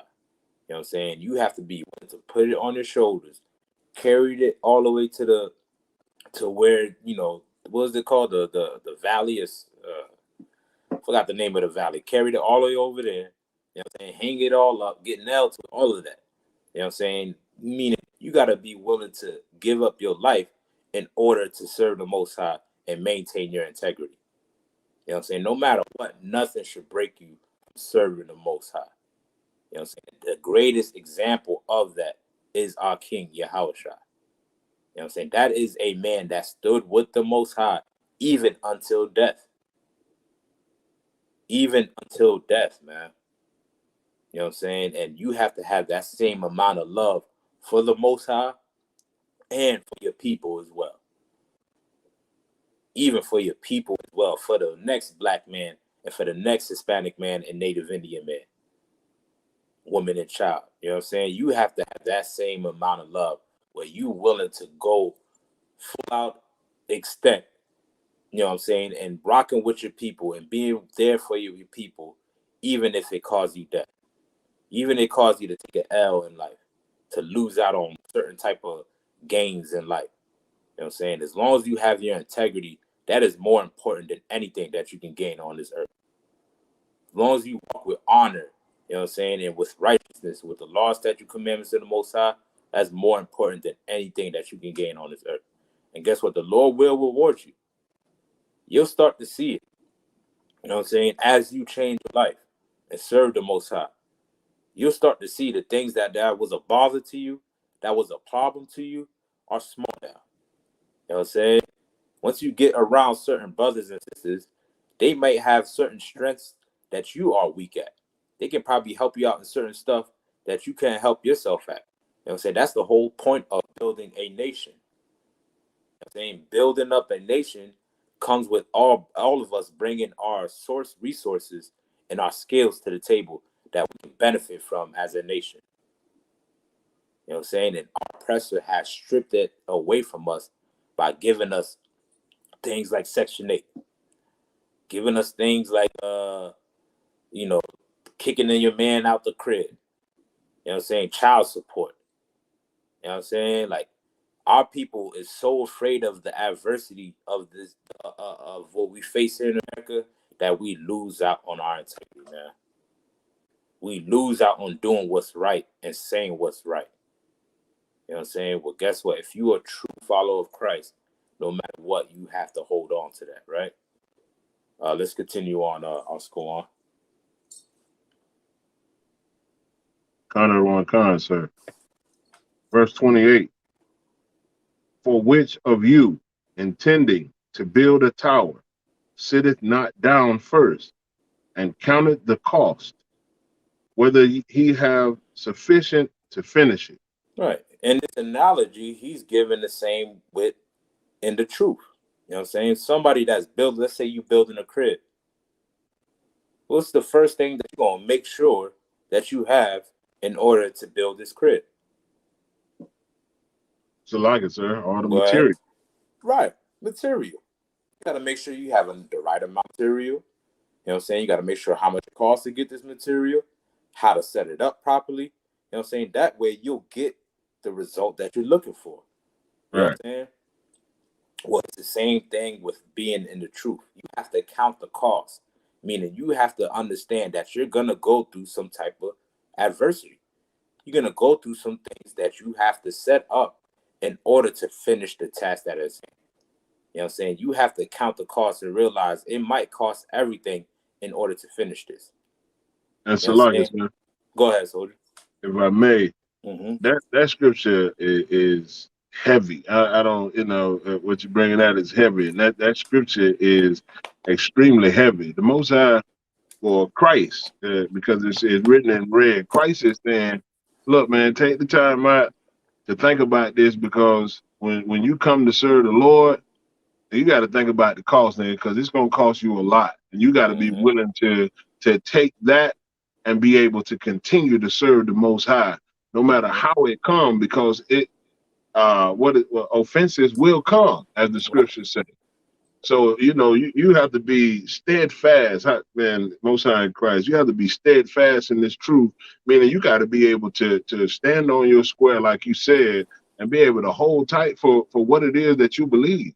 Like, a lot of us in the school, we've experienced our family members shunning us and treating us like the black sheep and looking at us like, nigga, you is crazy, or that mess that you talking about, we don't believe it, and blase squad. But you got to be able to be steadfast in this truth and know that what you believe is the truth, and don't waver from it. You can't be Right. double-minded from it, because that's how you will fall and be faint-hearted.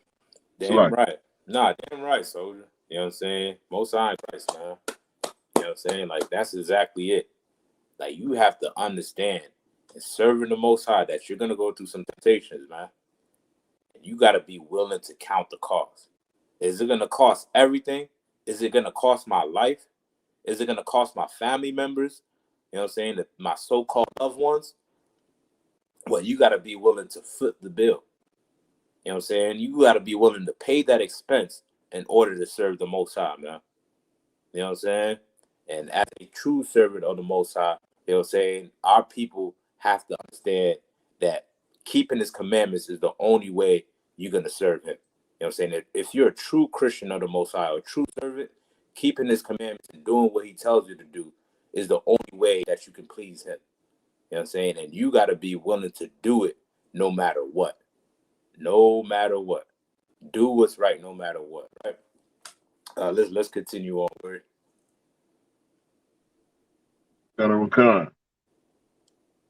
Verse 29.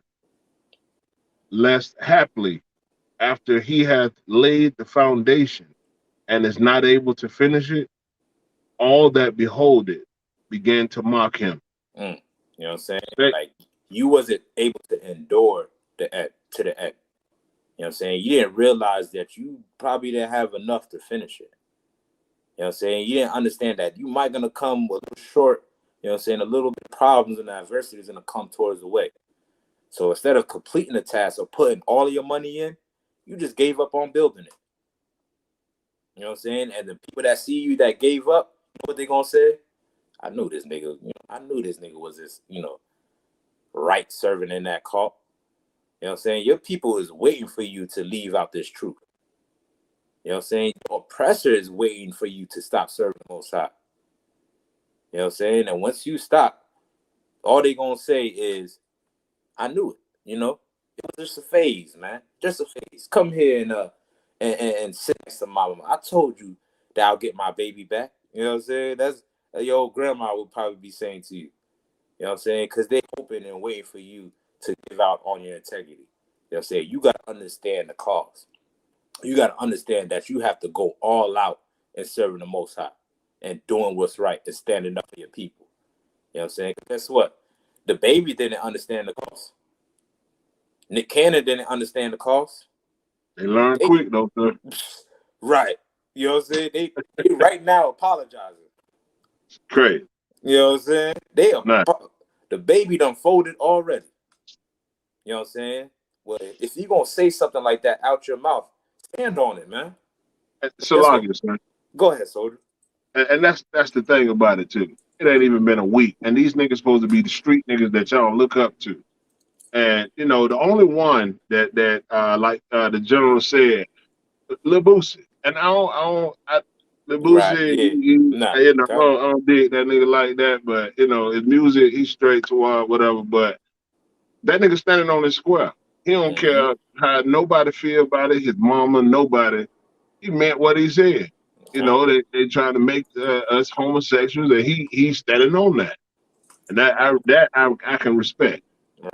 Damn right. You know what I'm saying? No matter how much money he loses out on or corporate deals that he miss out on, you know what I'm saying? Somebody like that, somebody that should deserve a flyer or be in this truth and serving the Most High. You know what I'm saying? Salaki, sir. Go ahead, Trooper Canuck. That's just like Jeremy Hyman said on one of his classes. He was teaching about how he said like celebrities came into the Right. UPK and they came to the Passover. He said, Yep. yeah, they did all that. They love like this and that, but they love their money more than anything. You know what I'm saying? And that's the same thing like with the baby. He love his money more than he love his own integrity or his own self to fold like that. You know what I'm saying? And they know where to hit him at because they know what they like. You hit him in his pockets, he gonna do whatever you want. Just like Nick Cannon.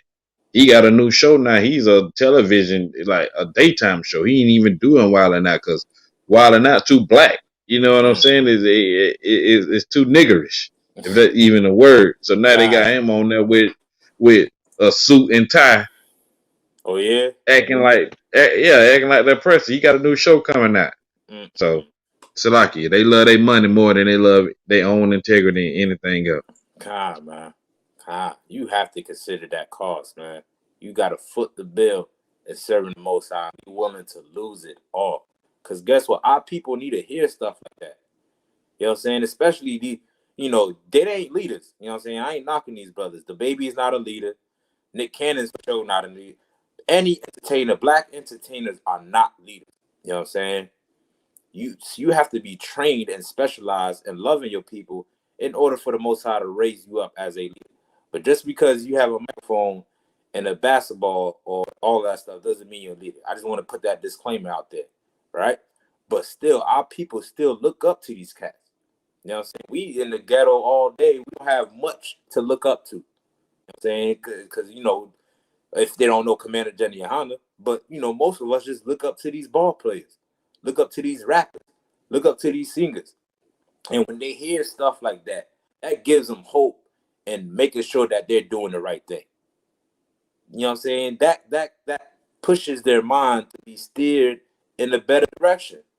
You know what I'm saying? They need to hear that to know, listen, I'm not going to be a homosexual because guess what? I might get AIDS and die in 2 or 3 weeks. Is that not a fact? Is it not a fatal disease? You know what I'm saying? Even if they're trying to say if they don't, you can live a long life with AIDS. You're not going to live a pleasurable life because there's no cure for it. You dig what I'm saying? At the end of the day, our people still need to hear that. You know what I'm saying? But our people don't want to count the cost and don't want to stand in integrity. Go ahead, Trooper Kanat. Oh, sir. So, like, I just want to touch on that. Like, don't believe them commercials that y'all see about them that AIDS medicine, and they be driving and they be all happy and in a park and doing all this other stuff. Ain't nobody in the world or in their right mind is happy with HIV. Thank Like, don't believe the hype. Don't God. believe that crap. Like that our oppressor trying to put on you. Oh, you can live happily with AIDS. Who you gonna be with? Who in their right mind gonna be with you and you have HIV? You think they gonna lay down with you knowing that you have AIDS, man? You know what I'm saying? So like, You know what I'm saying? hey, so That's like what I'm you, telling sir. you. Them ads commercial be on YouTube and whatnot. Like you said, they got them driving cars, painting their house, at the bar, laughing and stuff. You know what I'm saying? With full blown AIDS, trying to convince you that you just live a normal life with AIDS and you can still, be as happy as you can be. No, go ahead, Triple Canot.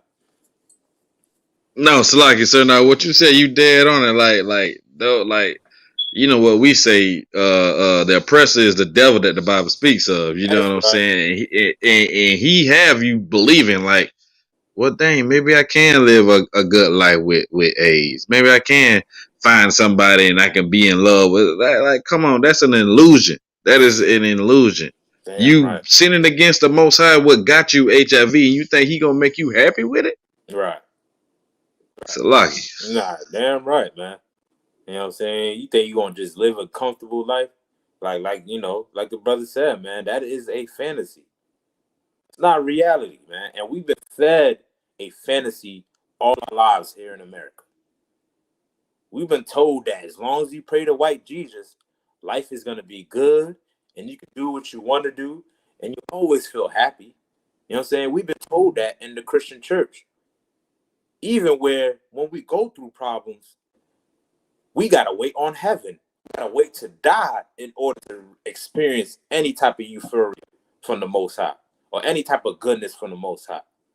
You know what I'm saying? They try to strip away your strength and your integrity to do better and be better here on this earth. You know what I'm saying? The Lord don't want to rule over you when you die. You know what I'm saying? He wants to see and rule over you and wants to see what you do on this earth. Saying what you do on this earth is what counts.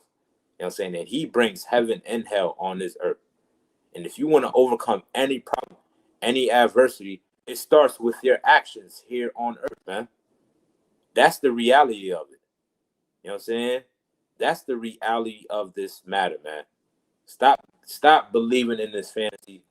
Walk out that Christian church, man, and realize this book, you know what I'm saying? The men in the Isupk, you know what I'm saying?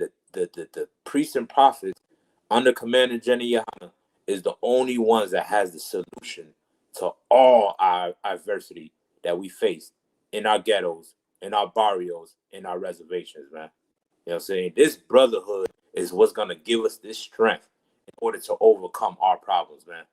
This sisterhood is what's going to give us the strength to overcome our problems. That's the only solution and weapon that we have to fight against, right? Let's continue on, Officer Kawan Babak Shah. Khan one Khan. Verse 30. Say, this man began to build and was not able to finish. Mm-hmm. Or what king, going to make war against another king, sitteth not down first and consulted whether he be able to with 10,000 to meet him that cometh against him with 20,000. All right, and listen, our king was a man of war. The Most High is a man of war. You know what I'm saying? Christ understood warfare. So in this analogy, he using the art of war to break down that you have to be willing to give it all you got on that battlefield in order to win any type of war. You know what I'm saying? Because Christ was not no punk. You know what I'm saying? So in this analogy, is no different from what we read before. As a king that's going to war with somebody, you have to count the men to see if you have enough men to go against this war, or else don't declare war. You know what I'm saying? Don't go to battle. But you have to count the cost and make sure you have enough, right? Read on. Khan. Verse 32. Or else, while the others is yet a great way off, he sendeth an ambassador, A embassage, passage. Mhm. Khan. He sendeth an embassage and desireth conditions of peace. Right. Now, after you initiated this war, now you're trying to seek peace.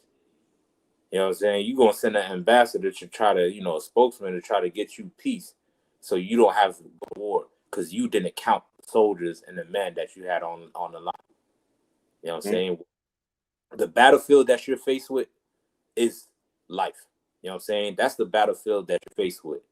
And you have to give it your all on this battlefield, man. And that's the only way you're going to be victorious in this warfare. What army that goes to war and be like, I'm going to play safe. You know what I'm saying? I'm not going to, I'm going to be on that battlefield, but I'm not going to try to strive and live. You know what I'm saying? I'm going to just, do what I got to do, stand here, and hopefully it pass by. You will never, you know what I'm saying? No country will ever win a war if they had that mentality. Every soldier in the battlefield, make sure they give it their all. So what? They can go back home to their family. So they can survive the war. Go back to their kids. Go back to their loved ones. You know what I'm saying? Well, life is war for all Blacks, Hispanics, and Native Indians. You know what I'm saying? Tribulations and the adversity is the casualties of war that you go through. And guess what? You got to be willing to give it all you got in order to be victorious. You know what I'm saying? Right. You got to be willing to change your life. Stop sinning against the Most High. Come to class. Get in all black. You know what I'm saying? Start wearing that dress. Get you a head wrap. You know what I'm saying? Come into the school. And that you will understand how to fight against your problems, right? Let's continue on, Ward. Khan, sir. Verse 33. So likewise, whosoever he be of you that forsaketh not all that he hath, he cannot be any disciple. Oh, Salaki, he cannot be my disciple. Right. Guess what? Your pastor is not a disciple of Christ. Right. You know what I'm saying? He did not give up that Rolls Royce so you don't stop walking in your neighborhood. You know what I'm saying? He didn't give up that private jet just so he can feed the hungry in the community, man. You know what I'm saying? You got to be willing to give it all in order to raise the nation from the ashes, man. And guess what? Don't black people deserve it? I mean, damn. What do we get from anybody on this earth? It's a miracle if we even get a crumb on this earth from anybody, man. Who is willing to support and uplift and encourage and strengthen and feed and take care of Blacks, Hispanics, and Native Indians, man? It's hard to find anybody that's willing to love Blacks, Hispanics, and Native Indians like they claim to do, man. Well, guess what, man? The people that deserve the love the most, that's who the Most High loves, man. Right. The people that really deserve it, that's on the bottom, that's suffering like nobody else on this earth, they're the ones that deserve your love, man. Not your oppressor. He don't deserve your love. He has all the love on this earth. He has all the wealth, all the countries that he colonized, all the military might. He gets all the love on this earth, man. But who's willing to love niggas, man? Who's willing to love so-called spicks and wetbacks, the hated of this earth? Well, guess what? The Most High loves them.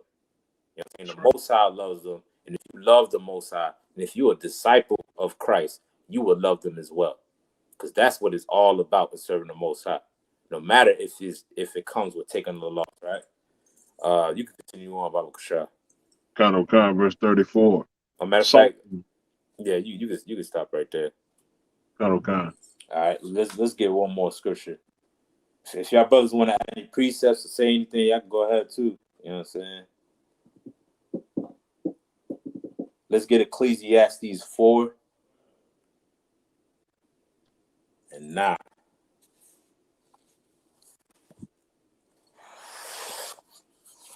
Khan out of one Khan. Go ahead, soldier. The book of Ecclesiastes, chapter 4, verse 9. Two are better than one. How much? Because two are better than one. Two are better than one. Read on. Because they have a good reward for their labor. Well, guess what, man? You cannot get through anything by yourself. I don't care how much glorifying it sounds or cool it sounds to say it in a rap song, to say it on TV or at the award show or whatever. Nobody made it on their own. You know what I'm saying? The only way you're going to get through your problems is by joining your brothers and sisters, by building up your nation and turning to your people. You know what I'm saying? Because that's where you're going to find the solution to your problem. You know what I'm saying? Two are better than one. Read on. For if they fail, or Salakia, for if they fall, the one will lift up his fellow. But woe to him that is alone when he falleth, for he hath not another to help him up. Guess what? If you go through some hardship and you go through some tribulation, man, and if you feel like you got nobody to call, you can call the men in the ISUPK. That's right. You know what I'm saying? We won't turn our backs on you. As long as you're a Black, Hispanic, and Native Indian, you call that number, you know what I'm saying, and we will make sure that you're taken care of, man. Because guess what? We cannot make it out of this hellhole alone. Our people faced with so many problems here in America, but nobody's willing to help each other out. But this is how it get done. If you feel like you got any problems, your nation is what's going to help you get overcome it. Your people is what's going to help you overcome it. Exercising brotherhood. Sticking with those that was with you in the battle. You know what I'm saying? Dealing with those that kept it real with you while you were suffering. You know what I'm saying? This is what it's all about, right? Let's continue on. Verse 11. Again, if two lie together, then they have heat. But how can one be warm alone? Right. It makes common sense. You know what I'm saying? Right? Read on. Verse 12. And if one prevail against him, two shall withstand him. And a threefold cord is not quickly broken. But read that again. And if one prevail against him, two shall withstand him. And a threefold cord is not quickly broken. Damn right, man. You know what I'm saying? This is what the Bible says, that for Blacks, Hispanics, and Native Indians to gather together as a nation, right? This is how we can overcome our adversities, man. Don't turn your back on your people just so you can get a little bit of ease. Go through that suffering. If I can get one more scripture, man, I'm looking for where it says, better is it to go to the house of mourning than to the house of laughter or the house of mirth. Um, Not able to pull that up. Shot.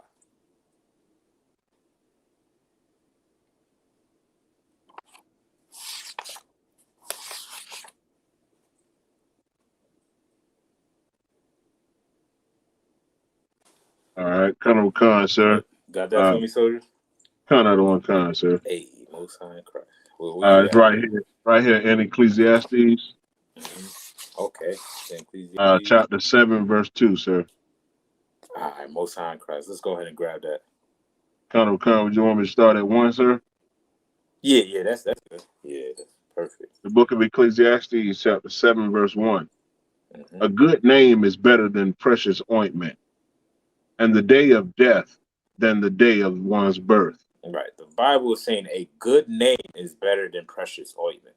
You know what I'm saying? Having a good face card, or people looking at you and saying, yeah, that's an honorable person right there. You know what I'm saying? I know that person is loyal and will not break. That's better than any wealth or anything precious, materialistic that you can find on this earth. You know what I'm saying? Sorry to say, a good name is better than what? Like the Captain Tazariak oils. And guess what? His oils is the bomb. You know what I'm saying? Having a good name is more important, man, on this earth, man. You know what I'm saying? That somebody that has integrity and keep the law, statute, commandments, and remains loyal, that's somebody that's going to receive a good name.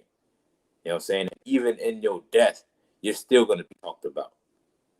You know what I'm saying? You're still going to be looked at as a good person, man. Read on. Got it in one con. It is better to go to the house of mourning than to go to the house of feasting. Mm-hmm. For that is the end of all men. Right. It's better to go to the house of mourning than it is to go to the house of feasting. Somebody break this down for me. What is that talking about? Right. Based on what we just read, and two are better than one. You know what I'm saying? If you going through hard stuff, make sure you pick up that phone and be with your brothers. And what is it talking about when it says it is better to go to the house of mourning than the house of feasting?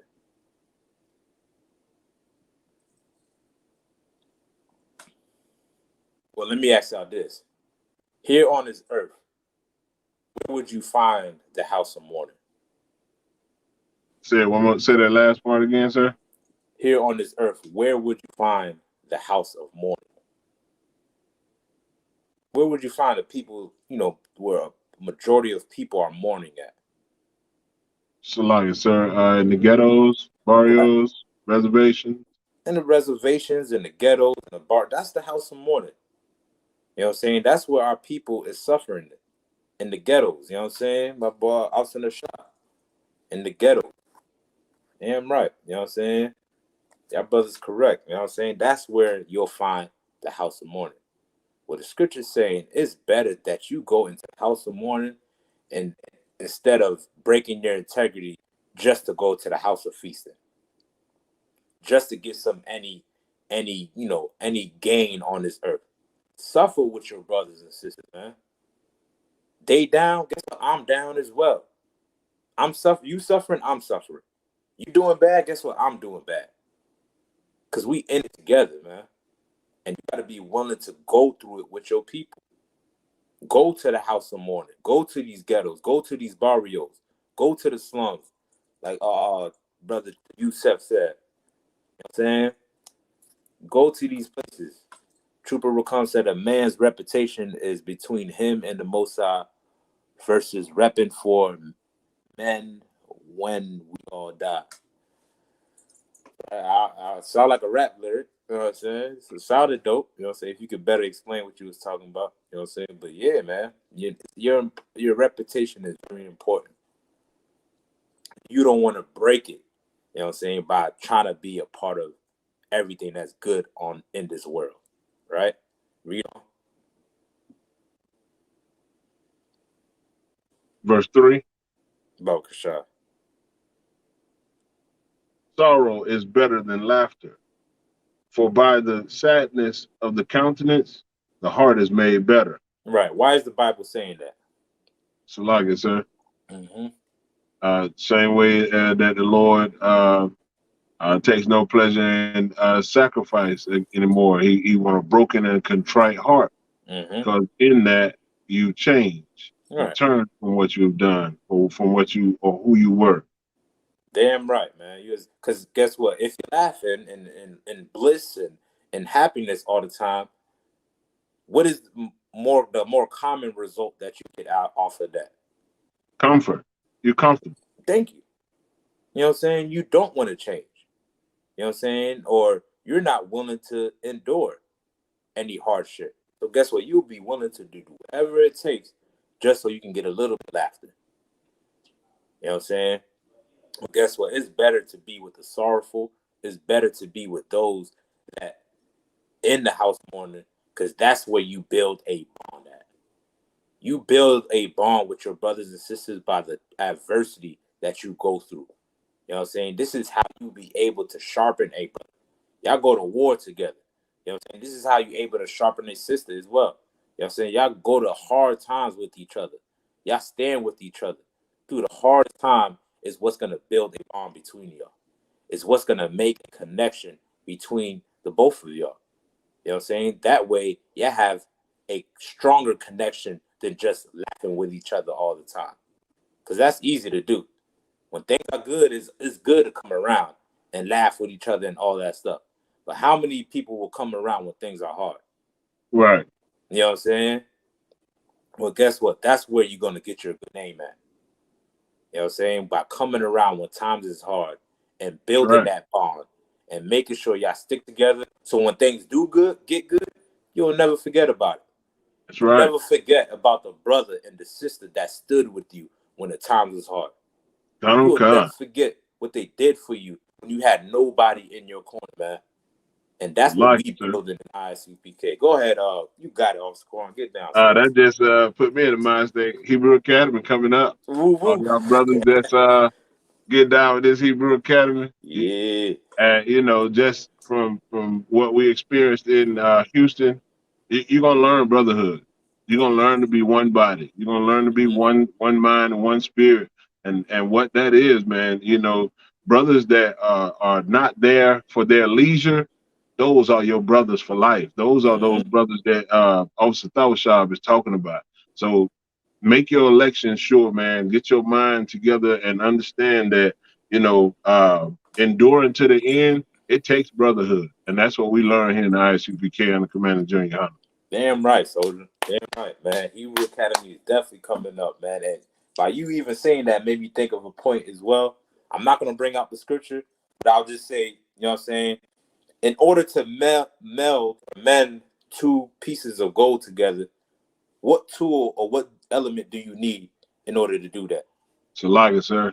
You need fire. Fire. This is what's going to put y'all together. You dig what I'm saying? And guess what? Our people, we're going through the fire right now. But we want to see the laughter and the feasting and all that stuff. Go through that fire and stick with your people. And guess what? You'll get a nation that will never be broken apart. You'll get a kingdom that can never be broken apart because you stood with your people through the hard times, all right? Damn right. So anything y'all want to bring out? Trooper Kanat, Officer Kawan. We're going to go ahead and shut it down. Sir. All right. What about you, Trooper Kanat? Sir. I'm Tawab. All right, Most High in Christ. With that, man, we're going to go ahead and end the class, man. Tomorrow, Jacksonville's on deck as well. Officer Kazak Tamar will be getting down from 5 p.m. to 7 p.m. And then also you got Catch War from 7 to 9 in the history class. You know what I'm saying? So make sure y'all tune in. You know what I'm saying? We raising up this nation one brick at a time. And with that, I'm going to go ahead and say shalom, y'all.